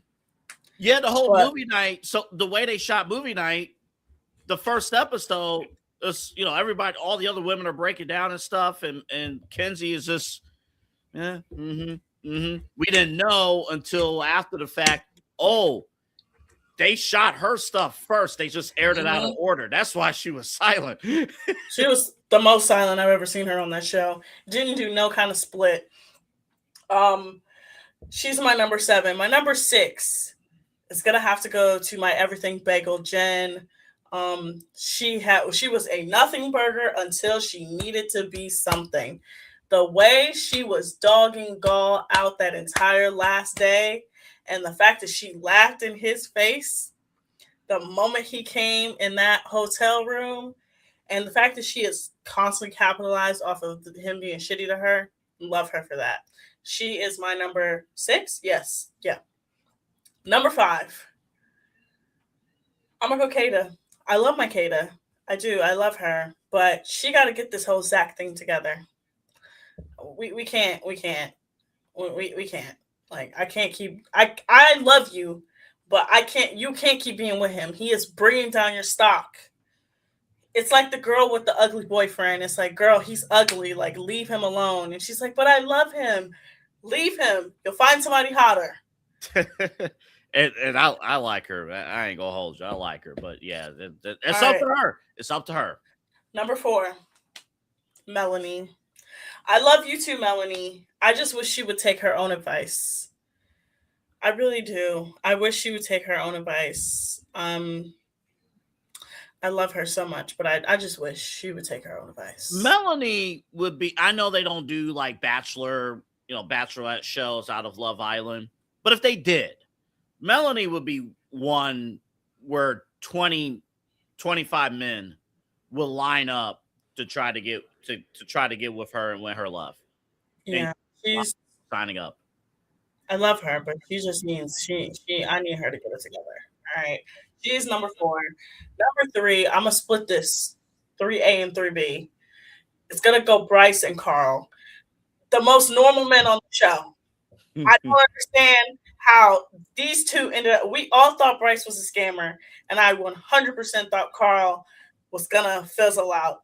I'm not even gonna lie. I like Carl. I've liked him since the beginning, but I also did think he was just trying to get to the villa. until I saw he really liked Anaya. He liked her. So I'm gonna do 3A and 3B. Number 2, my girl Anaya. There's no season without her. She was the focal point at some point. There's no discourse without her. She showed up, she showed out, and of course she found what I think is the love of her life. And then number 1, my Queen Trinity, the young hoe herself. Saying to somebody, looking them dead in their face and saying, "So still you rise." Do you know how many people had to go look up that quote and they had no clue that it was a Maya Angelou poem? Do you know how heartbroken I was that this is what this Maya Angelou quote is going to be remembered as? I know. As back tattoo, but she made it. Oh my gosh! Between her crying in Casa over Bryce, between the live stream saying Bryce is irritating her, he look real scrawny, to oh my god, hold on. I mean, her standing up to KC, she led, and the recoupling, she led that charge. Even and again, it doesn't matter how I feel about KC and stuff, but she was the one leading the charge. Like, and every time she's going on, she stood up to TT. Like, what the hell is going on with that? She said both of our number ones. Trinity, I haven't seen talent like that since Serena. And Serena literally cussed a man out, pushed breakfast in his face, and still that man loves her till this day. Trinity told Bryce, I think it's a friendship couple. Bryce looked at her and said, nope. Cried over him, put a foot in her mouth. Oh, I forgot the best part of the season. The question about her doing what she did at her mama's backseat. Oh, yeah. And then her going, well, it's daylight savings time, girl. Well, if certain laws get passed, she'll have more opportunities. Girl. Yeah. If this daylight savings thing goes through, yeah, she'll have more opportunities. And then it was them talking, and somebody was like, never, ever done a foot job. And she just goes. And then, like, what in the... I just want to say everything I know about Trinity is just hilarious. She's my number 1 Islander. Her and Anaya, there would be no season without them, for real. Like, I'm dead serious. Like, them two, you would have still...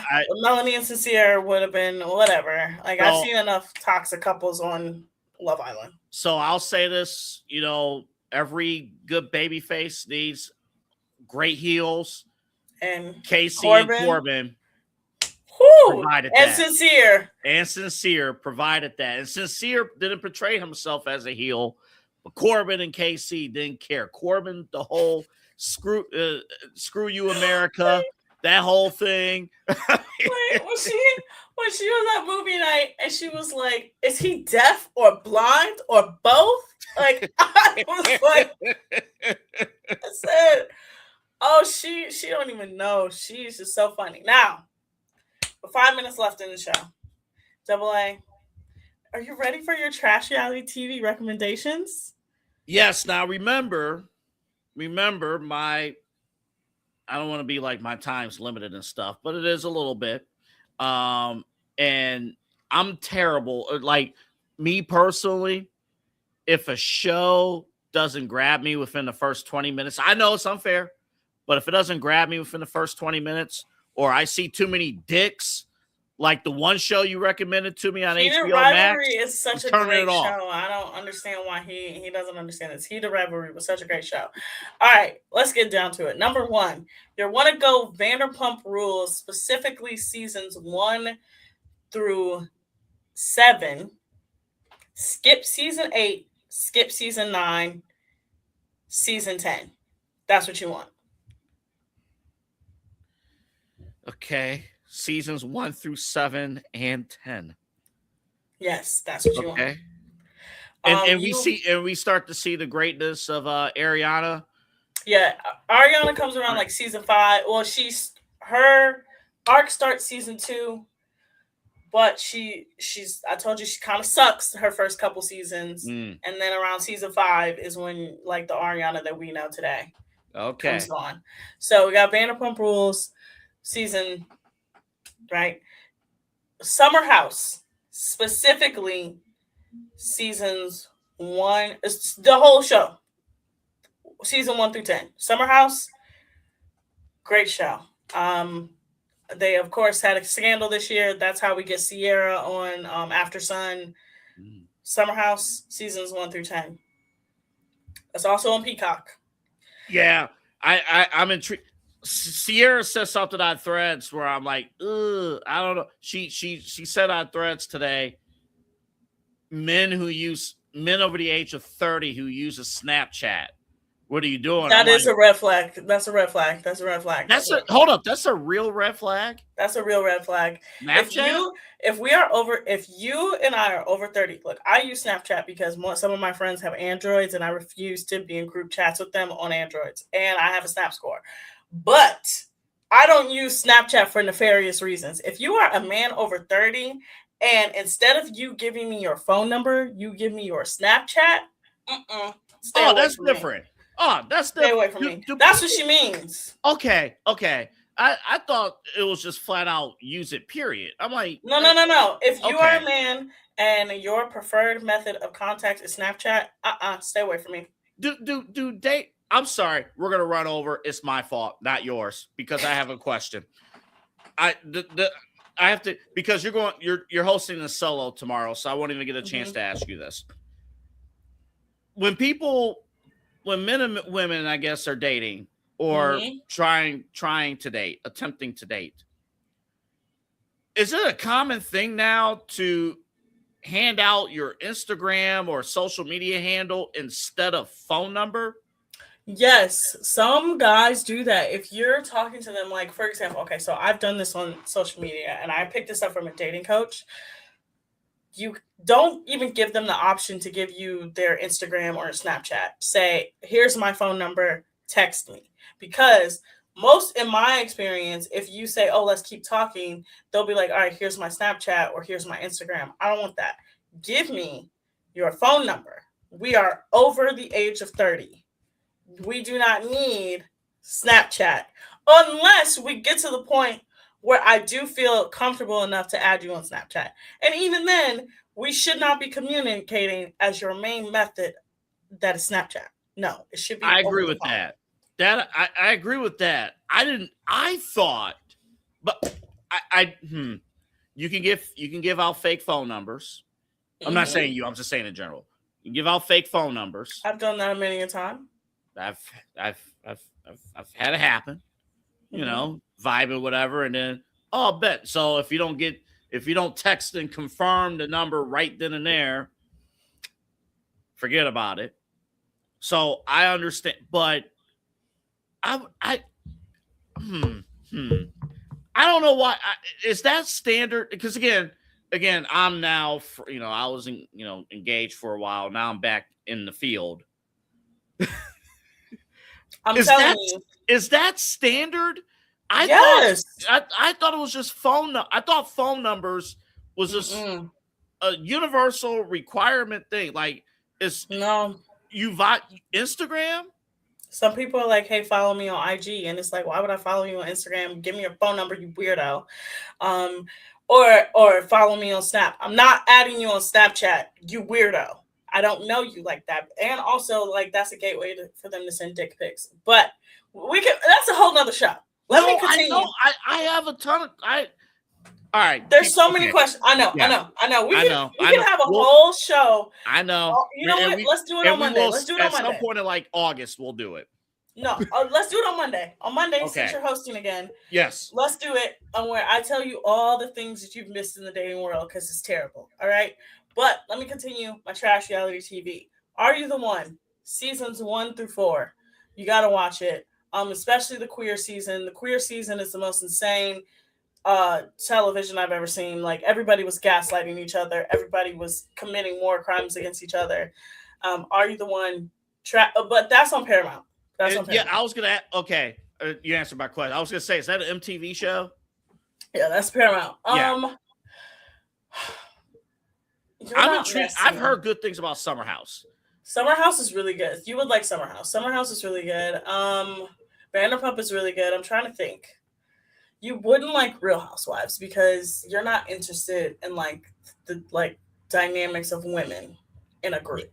Yeah, the only Real House, the only one I liked, and I know it's not technically part of the series. Years and years and years ago, Kevin Hart did the Real Husbands of Hollywood. Yeah. Which was basically just Nick Cannon roasting Kevin Hart for 3 seasons. Yeah, because I would have recommended a bunch of Real Housewives shows, but no, no, you would have liked Miami because there's Larsa Pippen is on that one, and this was her dating Marcus Jordan era. Oh, okay.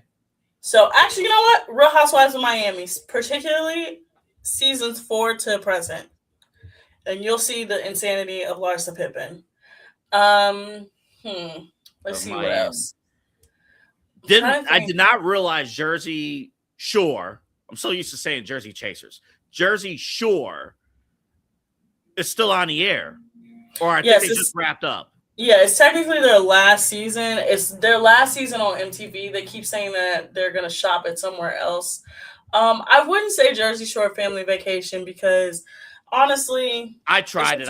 I couldn't. It's not really good. It's not prime Jersey Shore where everybody was just in their 20s just doing dumb stuff. If we had this network back then, I'm talking season 2, season 3, season 4.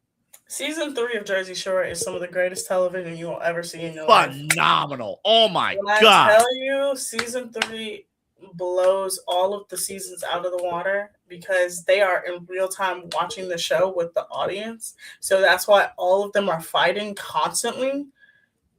Immaculate television. Incredible. The men were on a generational run in season 2.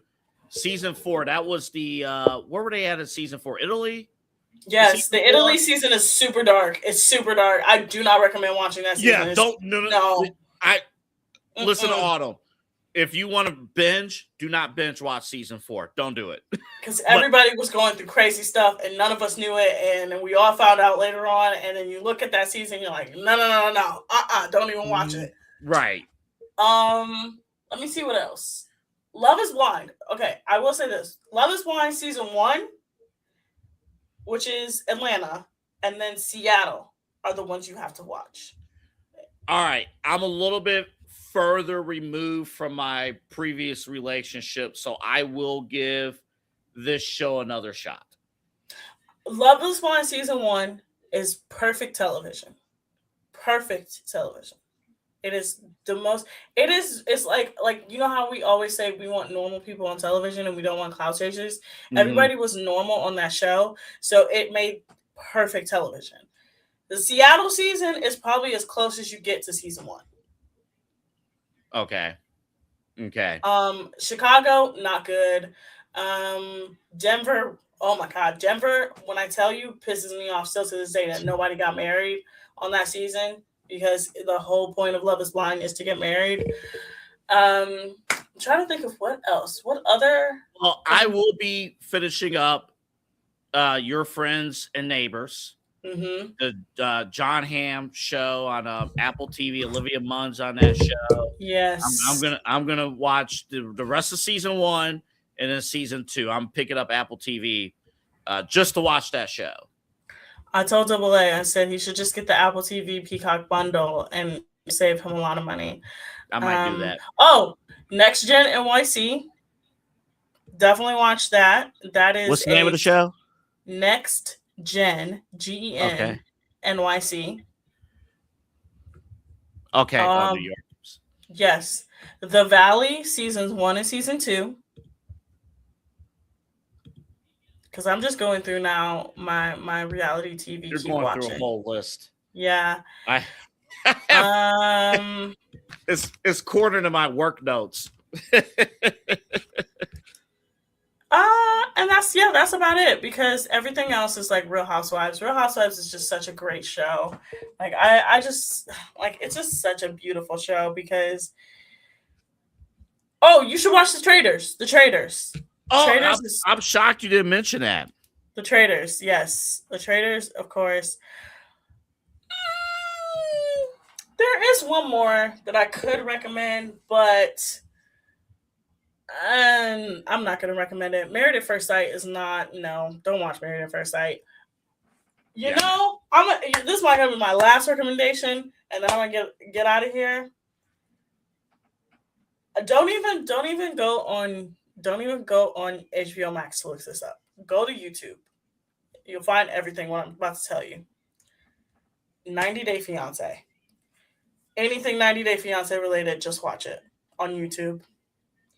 When I tell you AA, you will sit there and you will be like, oh my God, what is this hot mess amazingness on my television? I'm going to just tell you about one couple. Let me tell you about Big Ed. I thought that show was on TLC. It is, but it's on HBO Max because Discovery was bought by HBO. Oh, yeah. Yeah. I don't know. Well, let me tell you about Big Ed. A man with no neck. His name is Big Ed. He's a man with no neck. Literally, he does not have a neck at all whatsoever. He's also super short. He somehow tricked 2 women into being in relationships with him. One, he completely tore down her mental health, self-esteem, everything you could think of, tore it down to the still sore. She, till this day, is just like a shell of herself. The other one, she clocked him real good. Just 90 Day Fiance, Big Ed. And when I tell you, you will go down a rabbit hole of just so much stuff. Wow. Mm-hmm. Wow. Okay. There's at least 5 spinoff shows. Several people have gone to jail. Several people have scammed hard. Like 90 Day Fiance will have you being like, oh my God, this show is amazing. All right. I'm going to sample these shows. And on Monday, when I'm back with you, I'm going to narrow this list down to 2 shows. Start with Vanderpump Rules. Okay. So I'm just going to lock in and just watch. I'm going to tell you one important thing about Vanderpump Rules, and that this might make you really want to watch it. Everybody's on cocaine. Excuse me? You heard what I said. Everybody's on cocaine. Hell of a drug. Mm-hmm. Just when you go into the knowledge with that, the show gets 20 times better. Okay. Everybody's doing cocaine. They're all doing cocaine. I got one more reality show for you that's about to reach its conclusion. The Summer of LeBron. I saw that video. It makes no sense, but all right. And this would be you know what? And I'm going to tell you why it's not going to happen. This would be my last point. Steven Jackson was on his show, and he wasn't on his show. He was on another show. And he was talking about how he was talking to Rachel Nichols, and he told Rachel Nichols that he was talking to Steve Kerr, and Steven Jackson was like, he was in his best shape of his life. He was preparing for a comeback. He tells Rachel Nichols reports it. Steve Kerr is like, yeah, we were going to bring you in, not now, because it leaked out. If Steve Kerr did the exact same thing, he ain't going there.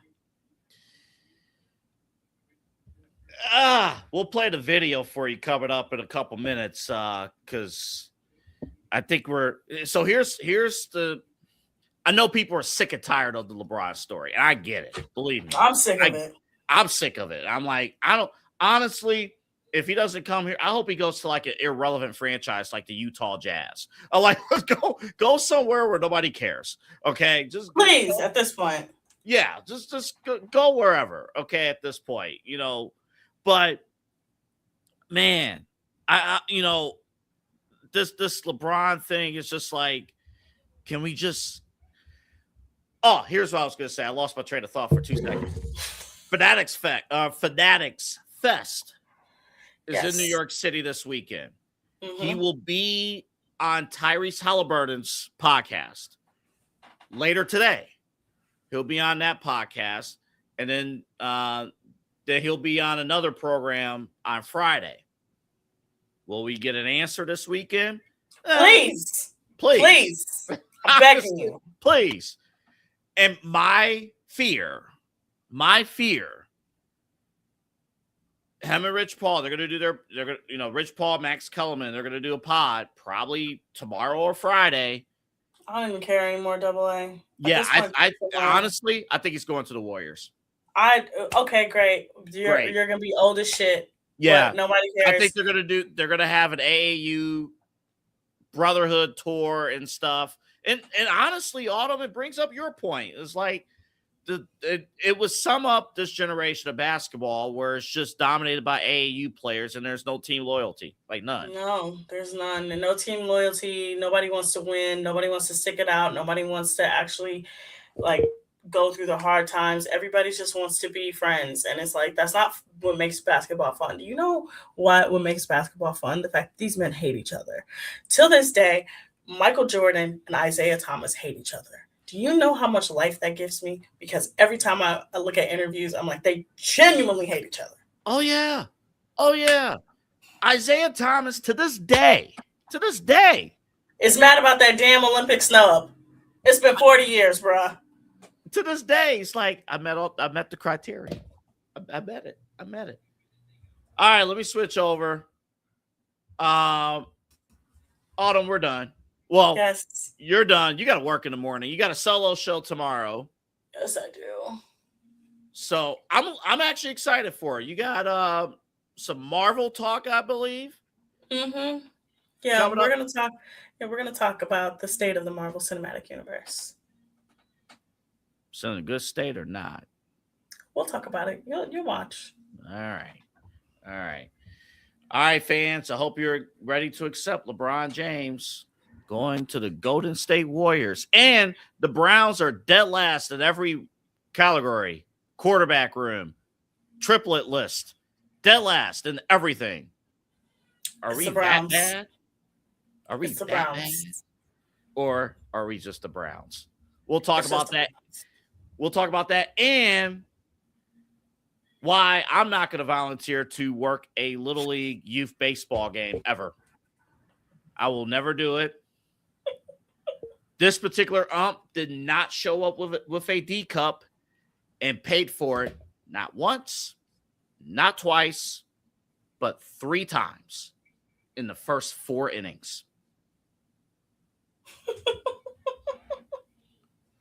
Autumn, did you see the video? Yes, I've seen the video. It's been circulating on social media for the last couple days. I'll play the video for you real quick before you go. Here's the video. Oh! Everybody walk away for a minute. Go! Stay alive, Ryan. Good job, bud. Walk out. Ryan, all the way over here. All the way over here.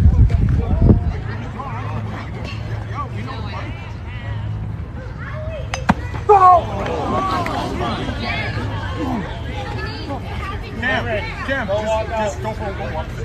Just go for a walk.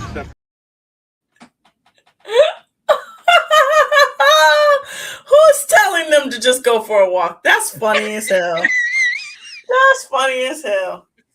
Just go for a walk. Just go for a walk. Just walk it off. Funny. Hilarious. That 8-year-old catcher ought to be ashamed of himself. 3 times. And the parents is like, oh, that's okay. You go get him. Go get him. All right, Autumn, say goodnight. Good night, everyone. I'll see you tomorrow. Goodbye.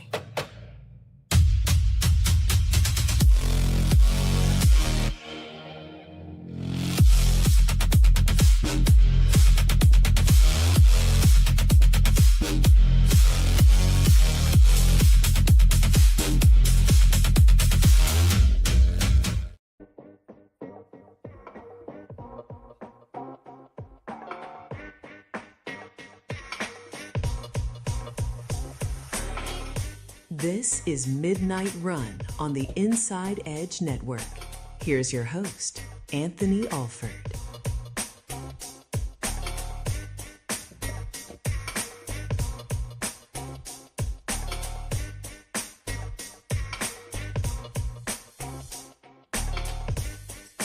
And just like that, we welcome you to Midnight Run here on the Inside Edge Network. My name is Anthony Alford. Great to have you along here on this Wednesday night, now Thursday morning, July 16th. It is 12:16, and we are so glad to have you with us. Remember, again, like and subscribe at Inside Edge Net across all of our social media platforms. We are there at Inside Edge Net across all of our social media platforms. There it is: YouTube, Facebook, Twitter, Instagram, and the TikTok. We are there. Also, our website, InsideEdgeNetwork.com. You can see our schedule, our personality profiles. We also have a merch store as well, so definitely check that out. Again, we're a grassroots organization. You know, all the money supported here locally here in Cleveland. Cleveland's digital leader for sports, entertainment, mental health, culture, all that stuff. And we're on Roku. Download Inside Edge Network on Roku. You can take us wherever, or you can sit on your couch, turn on the Roku, type in the Inside Edge Network, and just chill from your TV and watch us from there. So we got a great show for you coming up. We just kind of laid it out. Hopefully by the end of the show, you're not laid out like that. Man, can I just say this real quick? Can I just say this? It's just you and me. It's just you and me. I'm not a parent. I don't know when or if I'll ever be a parent, but I have worked in youth sports, years ago. And occasionally you do have to volunteer yourself to work certain youth events. I remember in particular, I worked scoreboard for volleyball. I worked scoreboard for middle school basketball. It ain't easy. It is not an easy job, because sometimes you get locked into the game and some parent is yelling at you, "Start the clock." Clock. Sit down. That video is so disturbing. That is so disturbing. Let me play it for you one more time. This is a youth baseball game. A youth baseball game. This guy, and this is courtesy of, oh my goodness. This video is courtesy of a Twitter page known as Baseball History Nut. You can search for it at nut_history. Let's play the video for you one more time. Everybody walk away for a minute. Go! Stay alive, Ryan. Good job, bud. Walk out. Ryan, all the way over here. All the way over here.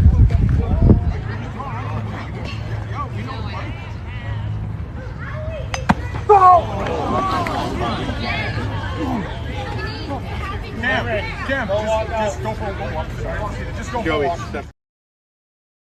Yeah, and Autumn's right. Go for a walk. Go for a walk. This dude is hurt. He's been hurt. He's just going to lay him out there. That's crazy. That's courtesy of Baseball History Nut on Twitter. So how about that for you?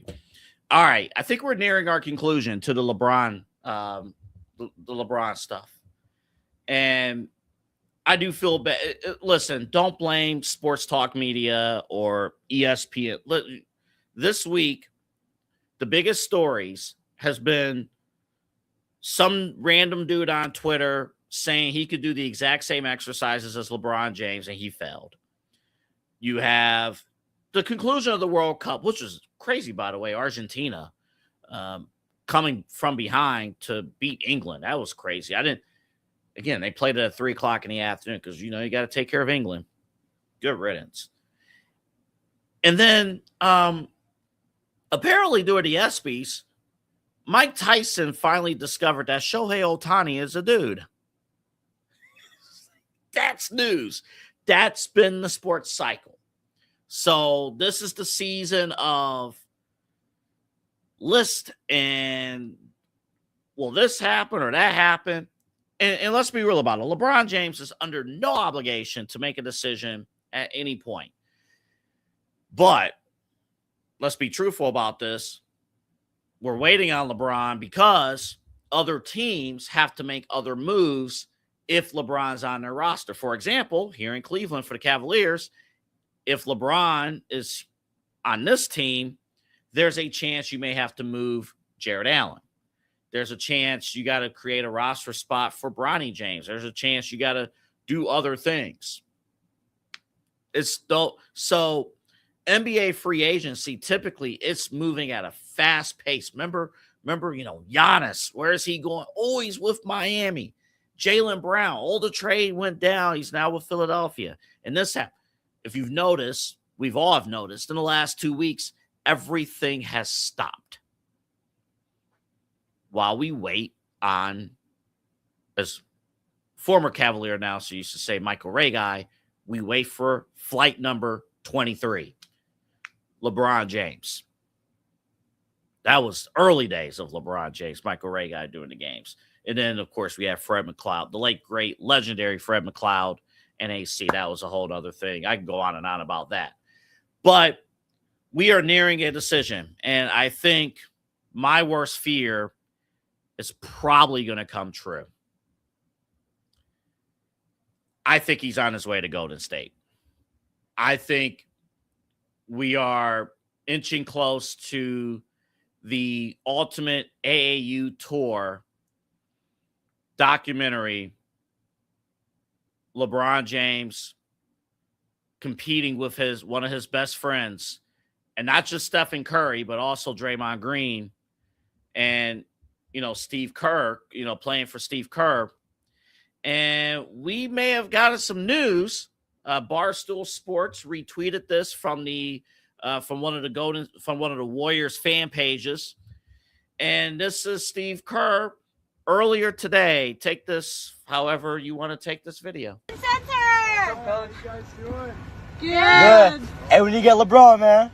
But we need LeBron. LeBron. Oh, we got him. Okay, that's good. And Put that on Twitter. Okay, I got it. Now, again, Autumn, what she said a few minutes ago, she could be right, where somebody lets something slip out in the case, Steve Kerr, and maybe LeBron and Rich Paul says, actually not, right? But I think this is different. I think everything we talked about, myself, Eli's still on vacation. Eli Moon, he'll be back with us on Monday. Or actually, he'll be back with us on Sunday for the main event.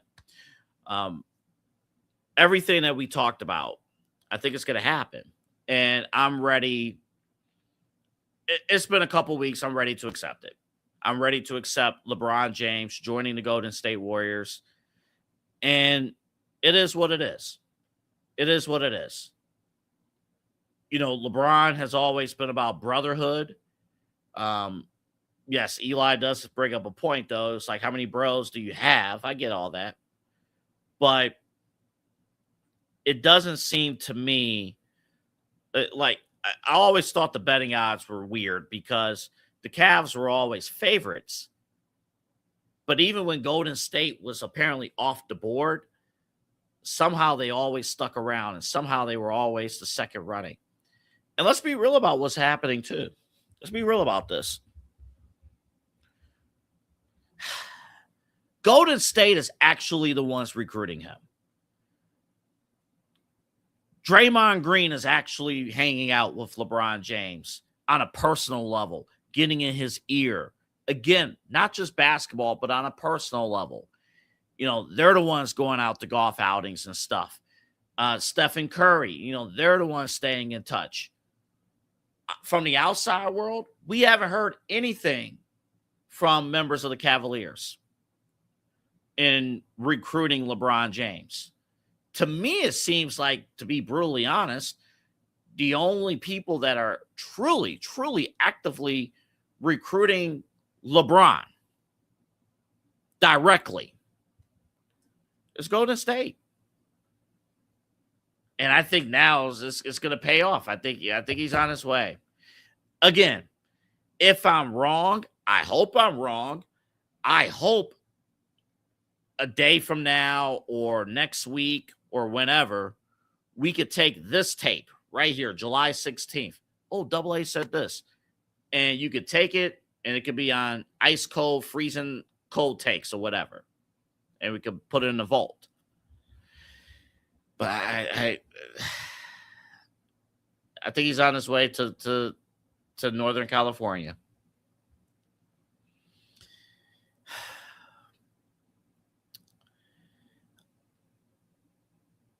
I think with LeBron, if LeBron does go to Golden State, his legacy becomes extremely complicated. It's in terms of loyalty, in terms of team loyalty, that completely goes out the window. Completely. It's not about teams. It's about your teammates. It's about players. And that's it. And it's another situation where LeBron's going to go to a team where, let's be real about it, in terms of a fan base, Golden State Warrior fans have already seen multiple championships. They don't care. It's kind of like the Lakers. They're not going to appreciate LeBron James, just like the Lakers. You heard Byron Scott the other day. You heard the Laker fans talk about LeBron. But that's true. LeBron, I think he does care because occasionally he will sprinkle in legacy and things like that. But I said it before. If LeBron's with the Golden State Warriors, I think he's the ultimate villain in my eyes. In my eyes. The national media is going to tell you, hey, enjoy this. This is a great story. This is a great thing. They could shut the hell up. They could kick rocks. And I'm not talking about like the former players. I'm not talking about like Charles Barkley or Richard Jefferson or some of the other former players. I'm talking about pundits like Colin Cowherd, Nick Wright, and others who are going to look, or, Stephen A. Smith, they're going to look and say, we should celebrate this. I ain't celebrating nothing. I'm not celebrating this. Oh, we're going to give LeBron, when the Warriors come to Cleveland, we're going to give LeBron a whole video package. Why? Why? If he goes to the Warriors, why do that? Actually, I'll tell you why I hate the Warriors. I'll tell you why I hate the Warriors. On top of they were our main rivals. But I'll tell you why I hate them. A few years back, I had tickets to go to the Cavs Warriors. Regular season game, I believe it was top of February. I forgot what year. It might have been 22 or 2023, one of those years. And we go to the game. And we had heard news throughout the afternoon, Stephen Curry might sit. He might have a little injury. So he might sit.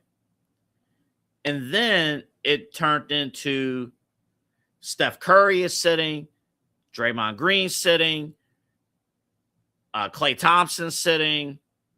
All their 4 of their 5 starters are sitting. So we go to the game.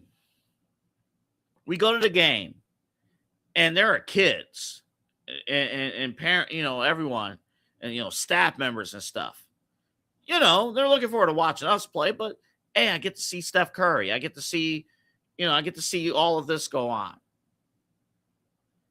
Get to see him in action. Nope. Rest day. In fact, all the starters resting for the Warriors. When they announced the starters, actually, before they announced the starters, they go through the introductions and stuff. They announced the injuries. And they said, this player will not play. That player will not play. This player, DNP. And I saw kids crying because they were in the building. All of them were in suits and ties. All of them. And it was their only appearance in Cleveland. It's a Western Conference opponent, so it's their only appearance. Oh, by the way, the worst part about that whole night, we still lost. I mean, you cannot make this up.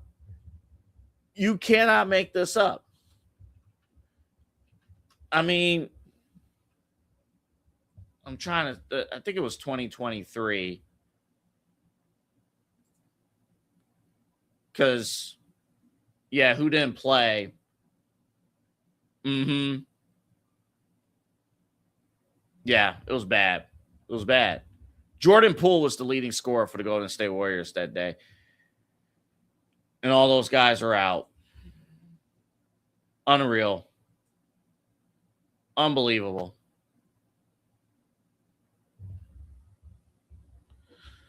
So, soon enough, this will come to an end. LeBron James over to the Golden State Warriors. I hope I'm wrong, but yeah, it is what it is. All right, guys, quick break. When we come back, we got some rankings. I told you we are in ranking season. And I got two lists from CBS Sports to show you for the Cleveland Browns. Cleveland's dead last in both of them. Dead last. It's like, are you kidding me? We'll talk about that next. Plus, night one of a 2-night series, 7 up, 7 out. Tonight, I'm going to give you 7 teams that missed the NFL playoffs that are going to make the NFL playoffs this year. And then tomorrow night, I will give you 7 teams that made the playoffs that will miss the playoffs this upcoming seasons. But tonight, I'll give you the 7 new NFL playoff teams coming up. All of that here. I'm Midnight Run right here on the Inside Edge Network. Stay with us. Key On Sports is the leader in Ohio high school athletic coverage in written, print, and video streaming. From the latest news and results and written content to the high school football game of the week every Friday, Key On Sports has you covered. The vision of 15-time published author Vince McKee has become the most trusted site in Ohio high school athletic news. From podcasts to player profiles, Key On Sports is your one-stop for all of it. Visit them today at keyonsports.com or on YouTube at Key On Sports. Check out their socials on Twitter and Facebook as well. Clean energy, bold flavors, and no jitters. See why people won't shut up about Dubby. Clean energy, no jitters or crash. Whether you're starting your workday or getting ready to exercise, Dubby Energy helps you lock in and focus. There were 15 flavors to choose from you can't miss.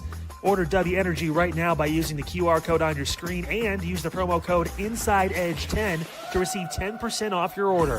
Dubby Energy, your energy-focused sponsor of the Inside Edge Network, Cleveland's digital leader. Discover our collection of body mists made with clean, minimal ingredients. Handcrafted with natural essential oils and clean ingredients, they offer a natural alternative to synthetic fragrances. Perfect for sensitive skin and those seeking clean, mindful self-care, and the perfect gift for you or your special someone. Courtesy of Alley Rose Fragrances. First-time customers, use that promo code InsideEdge20 to receive 20% off your order. AlleyRoseFragrances.com, a proud sponsor of the Inside Edge Network, Cleveland's digital leader.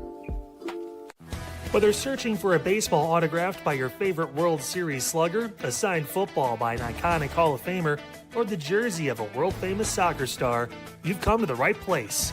Here at sportsmemorabilia.com, the web's leading source of authentic sports memorabilia, you'll find more than 500,000 authentic products from nearly every professional sports league, team, and players. Not only will you find your next prized sports possession with ease thanks to superb customer service and tremendous site experience, you'll have the satisfaction and peace of mind that every product listed comes complete with a certificate of authenticity and is fully backed by the sportsmemorabilia.com lifetime authenticity guarantee. Go to sportsmemorabilia.com by using the QR code on your screen right now. Sportsmemorabilia.com, a proud sponsor of the Inside Edge Podcast Network, Cleveland's digital leader.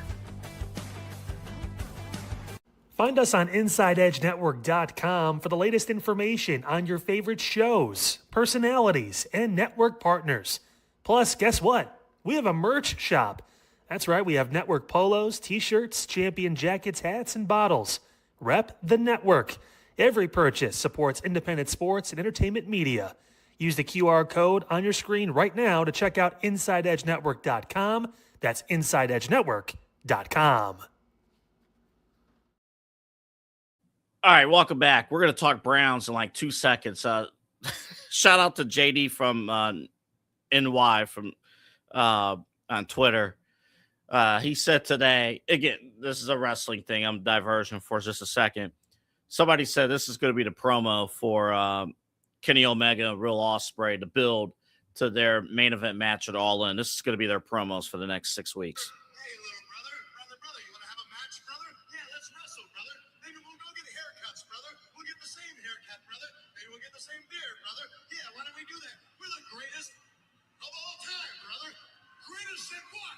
Huh? Okay, that was awesome. That was nice. Oh, man, we got a lot to get through with the Side Hustle Wrestling podcast coming up Friday morning, 8 a.m. Myself and Kyle Cornell will have that for you right here on the Inside Edge Network. I got to show you guys some things. CBS Sports went to town today on a few things. They evaluated the best quarterback rooms, and they also evaluated what they call the triplets list. The triplets list, quarterback, tailback, pass catcher. Could be receiver or tight end. Best three, the trio, right? Well, you don't have to look far to see where the Browns ranked. On both of those lists, they're dead last. On both of those lists. Not even joking. Let's first look at the QB room. Okay, take a look. According to CBS Sports, 5 worst 2026 QB situations. There we are. Oops, that wasn't supposed to go there. Okay, I can't put that over. Yeah, the 5 worst, there it is. Cleveland Browns are dead last. You see there at the very top, Deshaun Watson, Shedeur Sanders, and, Dylan Gabriel as well. Green is up there. Then you got the New York Jets, Arizona Cardinals, Miami, and Miami is slated to just be terrible. And then Kevin Stefanski's brand new quarterback room with the Atlanta Falcons. They are the 5th worst, but we are dead last. Now, when you look at this list like this, when you look at it, I'm going to put myself on the side there. When you look at the list like this, Deshaun Watson being right there front and center, yeah, you deserve to be there. Now, I think what's interesting about this situation, obviously, is the contract. It's like Deshaun Watson is making way more than any of the other QB1s on this list. Way more. What's funny is that Jacoby Brissett, that's going to be a situation to monitor. I can't wait. Probably the next few weeks or so, we're going to do team-by-team breakdowns here on Midnight Run as we get close to training camp. Jacoby Brissett's a very interesting situation because fantasy football-wise, Jacoby Brissett was amazing. As a fantasy football owner of Jacoby Brissett, I appreciated the fact that Arizona had him attempt 50 to 60 passes a game. I greatly appreciate it. I won some games because of Jacoby Brissett. The problem, his football team, the Arizona Cardinals, did not win football games. Arizona was actually 1-11 with Jacoby Brissett as the starter. Jacoby Brissett was here. And you saw his limitations. And Jacoby Brissett's 34 years old. And CBS Sports is saying basically that Jacoby Brissett is better than Deshaun Watson. Malik Willis, better than Deshaun Watson.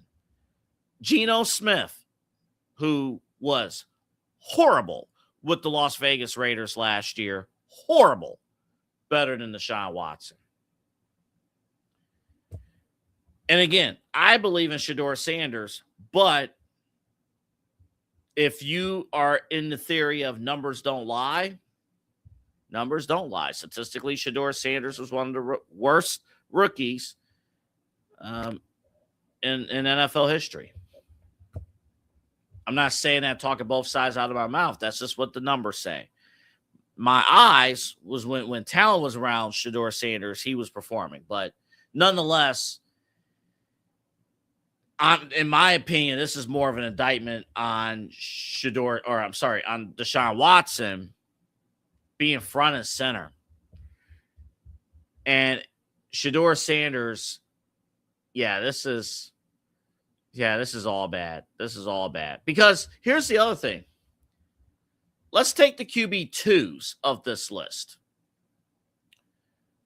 I would put Shedeur Sanders over every QB2 on this list. I mean, Quinn Ewers, maybe you can have a conversation there. Tua can't stay healthy, worth anything. Gardner Minshew, I mean, he's been around, he's going to do whatever, but obviously you're not going to grow with him. Jets, what the hell? So if Deshaun Watson was eliminated from this graphic, I don't think the Browns will be dead last in QB situations. But again, if you're talking about situations, they should be dead last here because it is a situation. There's clearly one guy on this graphic that makes way more money. In fact, I think you can combine every contract with every other guy on this graphic, and it still would not equal what Deshaun Watson makes. So it's a terrible thing. It's terrible. It's you spent so much money on Deshaun Watson, you got to figure out one more time if he's that guy. And I said earlier in the week, I think the Cleveland Browns are going to go out of their way to ensure he is that guy. One more go-around to the Deshaun Watson experience. I don't think his body was going to keep up. And it's going to cost you some games. It's going to cost you some games. But that wasn't the only thing that CBS Sports ranked. They also ranked what we call triplets. And let's take a look at that list. 2026 NFL triplets rankings. They take the quarterback, the running back, and pass catcher, receiver, or tight end. This, I flat out disagree with. Now, this assumption here, according to CBS Sports writers, this is going off the assumption that Shedeur Sanders is going to be the starter.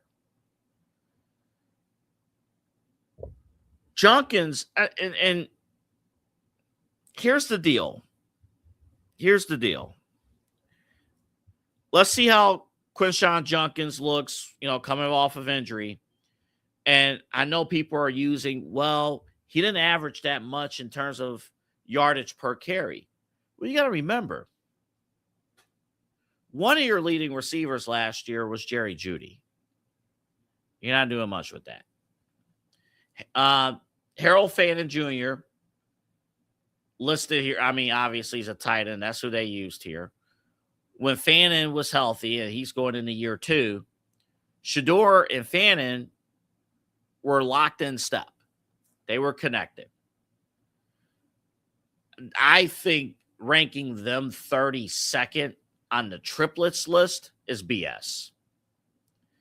I don't know what the hell is going on with Miami. And maybe Cam Ward, you got Cardinal Tate over at Tennessee. Maybe, Tennessee could do some things, but they're going to have growing pains. But I was certain the Jets at 29, I think is too high. I think that's too high.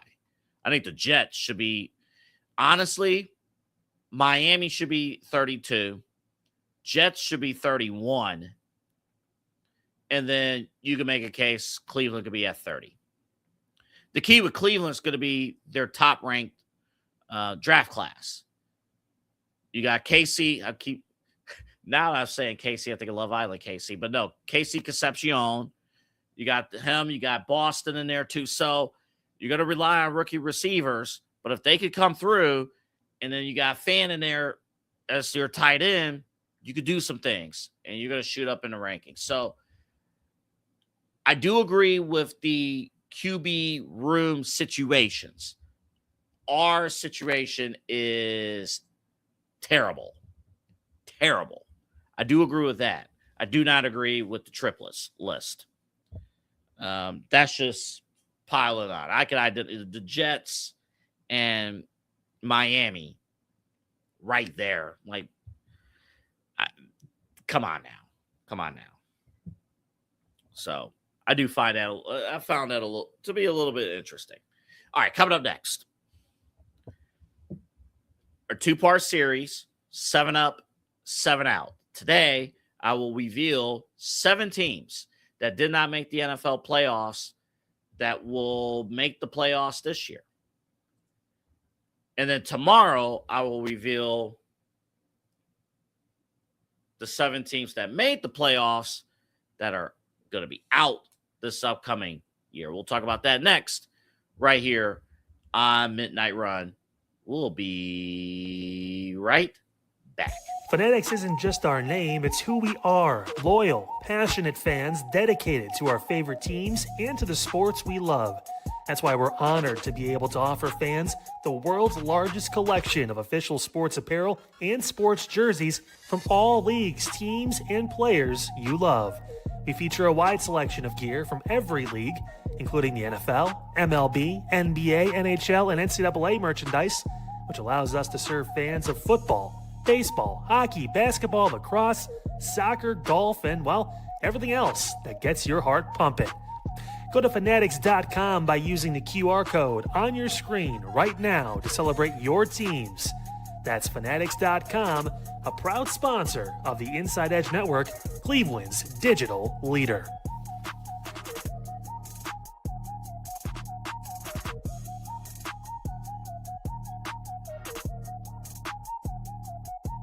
Small business owners are superheroes, but nowadays running your business means doing so inside your shop and on social media. That's why you should make Omega Video Marketing your sidekick. With a decade of content creation experience, I create dynamic, informative, and fun videos for your specific social needs that will increase brand awareness, get you more followers, and keep your social pages and websites current and fresh. I offer flexible pricing and turn times and will work with you to understand your brand and your story. All of that comes from the heart. My award-winning expertise is just the cherry on top. So let's get connected. After all, your brand is the alpha and my expertise is the omega. Discover our collection of handcrafted candles. That's right, every product is thoughtfully created in small batches free from harmful toxins for mindful everyday indulgence. Our candles are hand-poured in coconut soy wax with natural wood wicks, offering a long-lasting burn and rich fragrances. Create a cozy, safe ambiance for your home with candles from Alley Rose Fragrances. First-time customers use the promo code InsideEdge20 to receive 20% off your order. AlleyRoseFragrances.com, proud sponsor of the Inside Edge Podcast Network. Mosser Moments Photography is a husband and wife wedding photography team based in Cleveland, owned and operated by Inside Edge Network's very own Ryan Mosser and his wife, Hallie. For the past 10 years, they've captured more than 100 weddings across Northeast Ohio and beyond, always working together as a true two-person team. Their style centers on authentic, emotional storytelling, documenting the real moments between two people in love and creating images that feel natural, comfortable, and true to the couple. Rooted in Northern Ohio but inspired by their travels, Ryan and Hallie bring a warm, personal approach to every wedding day.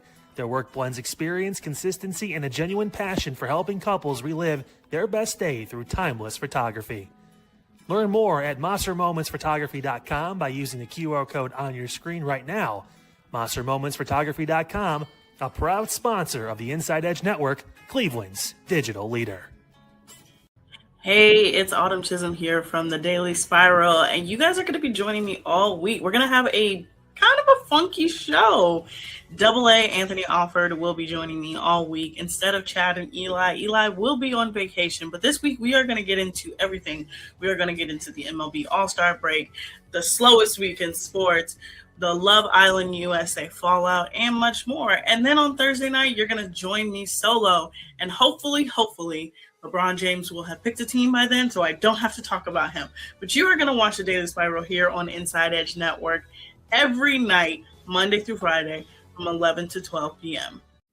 Find us online at InsideEdgeNetwork.com. That's InsideEdgeNetwork.com for the latest information on all your favorite Inside Edge Network personalities, favorite shows, and our network partners.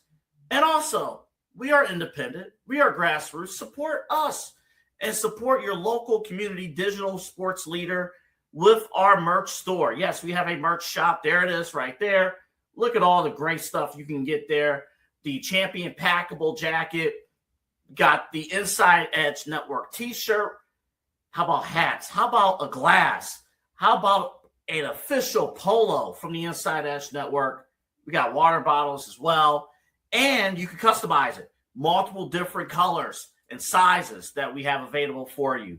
That's right. Rep the network. Support us here at the Inside Edge Network. We are Cleveland's digital leader for sports, entertainment, mental health, and the culture. Check out our merch store right now at InsideEdgeNetwork.com. That's InsideEdgeNetwork.com. Hey guys, great show on Unfiltered today. Talked about a lot, including a possible sales tax that you may not vote for. You got to find out and listen to the show to figure out what's going on in Cuyahoga County. We also talked about the new leading cause of OD deaths here in the county. Man, just seems like it's a constant hamster wheel of different things happening. Also, Facebook. Kind of been pretty shitty lately. We talk about that too at the beginning of the show. All that and more. Plus, hey, tomorrow, all the different news notes, anything you can imagine here locally in Northeast Ohio, we got it for you. Maybe LeBron finally makes a decision tomorrow. We'll see what happens. Nevertheless, you can find out right here on Unfiltered, all along the Inside Edge Network. I will see you at 5 o'clock tomorrow. Hey, I'm Chad Bryan. Catch Inside Edge Primetime weeknights at 10 p.m. here on the Inside Edge Network. All right, so I was checking out KeonSports.com. Keon Sports, our partners here at the Inside Edge Network. And Vince McKee's entire team, they do a great job.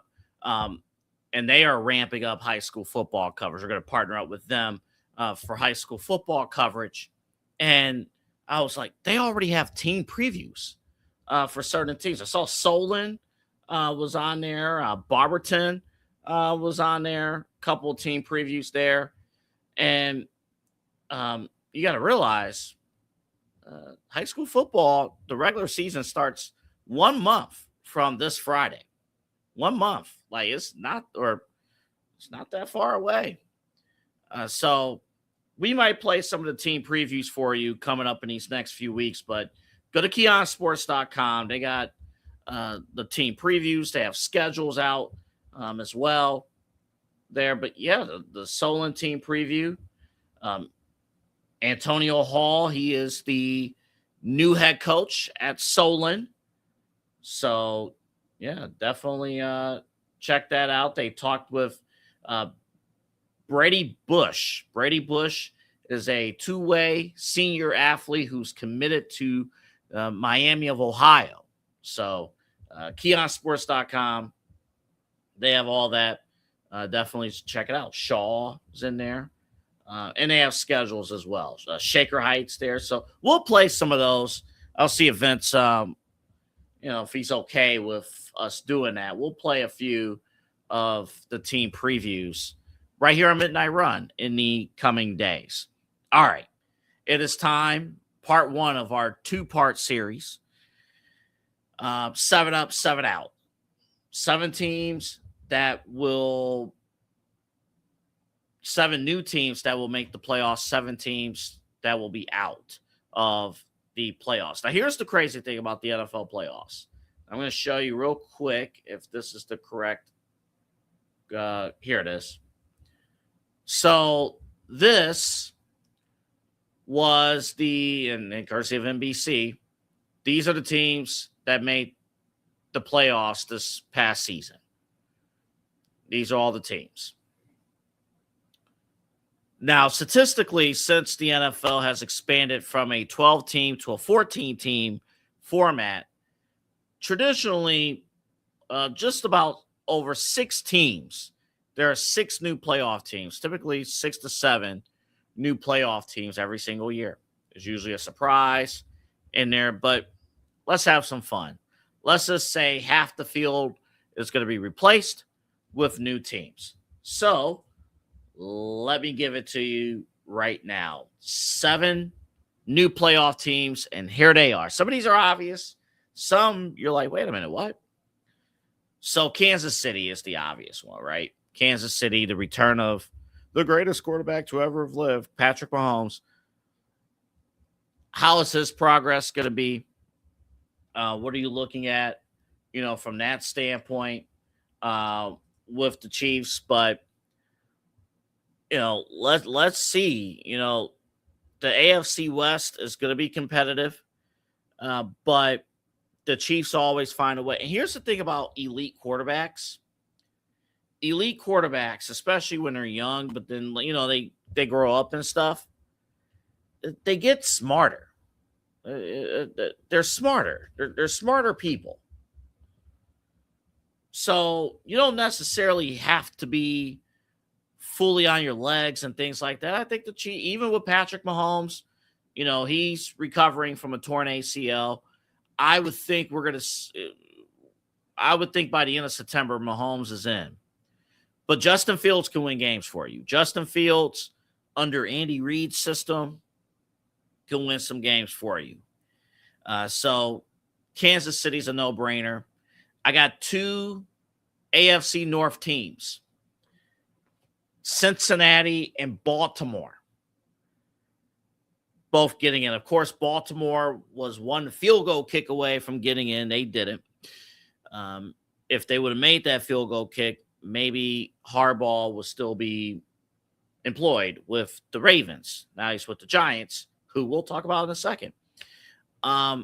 Cincinnati, they got the skill players. We know that. Have they made the upgrades with their offensive line that's needed? Can Joe Burrow get through a season without getting hurt? We will wait and see. But here's my thing. The AFC North, I think you only need to win 10 games to win the division.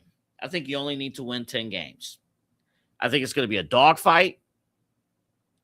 I think Cincinnati, Baltimore, and Pittsburgh will obviously put up a fight. Cleveland will disrupt things once they put in Shedeur Sanders. But the reason why Cleveland's not on this list is because they're going to be effing around trying to figure out Deshaun Watson. It's going to cost them some critical September games. Because my theory, I said this before, I think Shedeur Sanders takes over in week 4. Thursday night against Pittsburgh.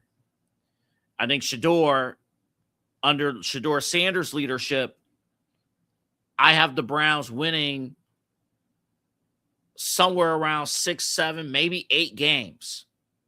But it won't be enough because they're going to lose. They're going to be 0-3 with Deshaun Watson in September.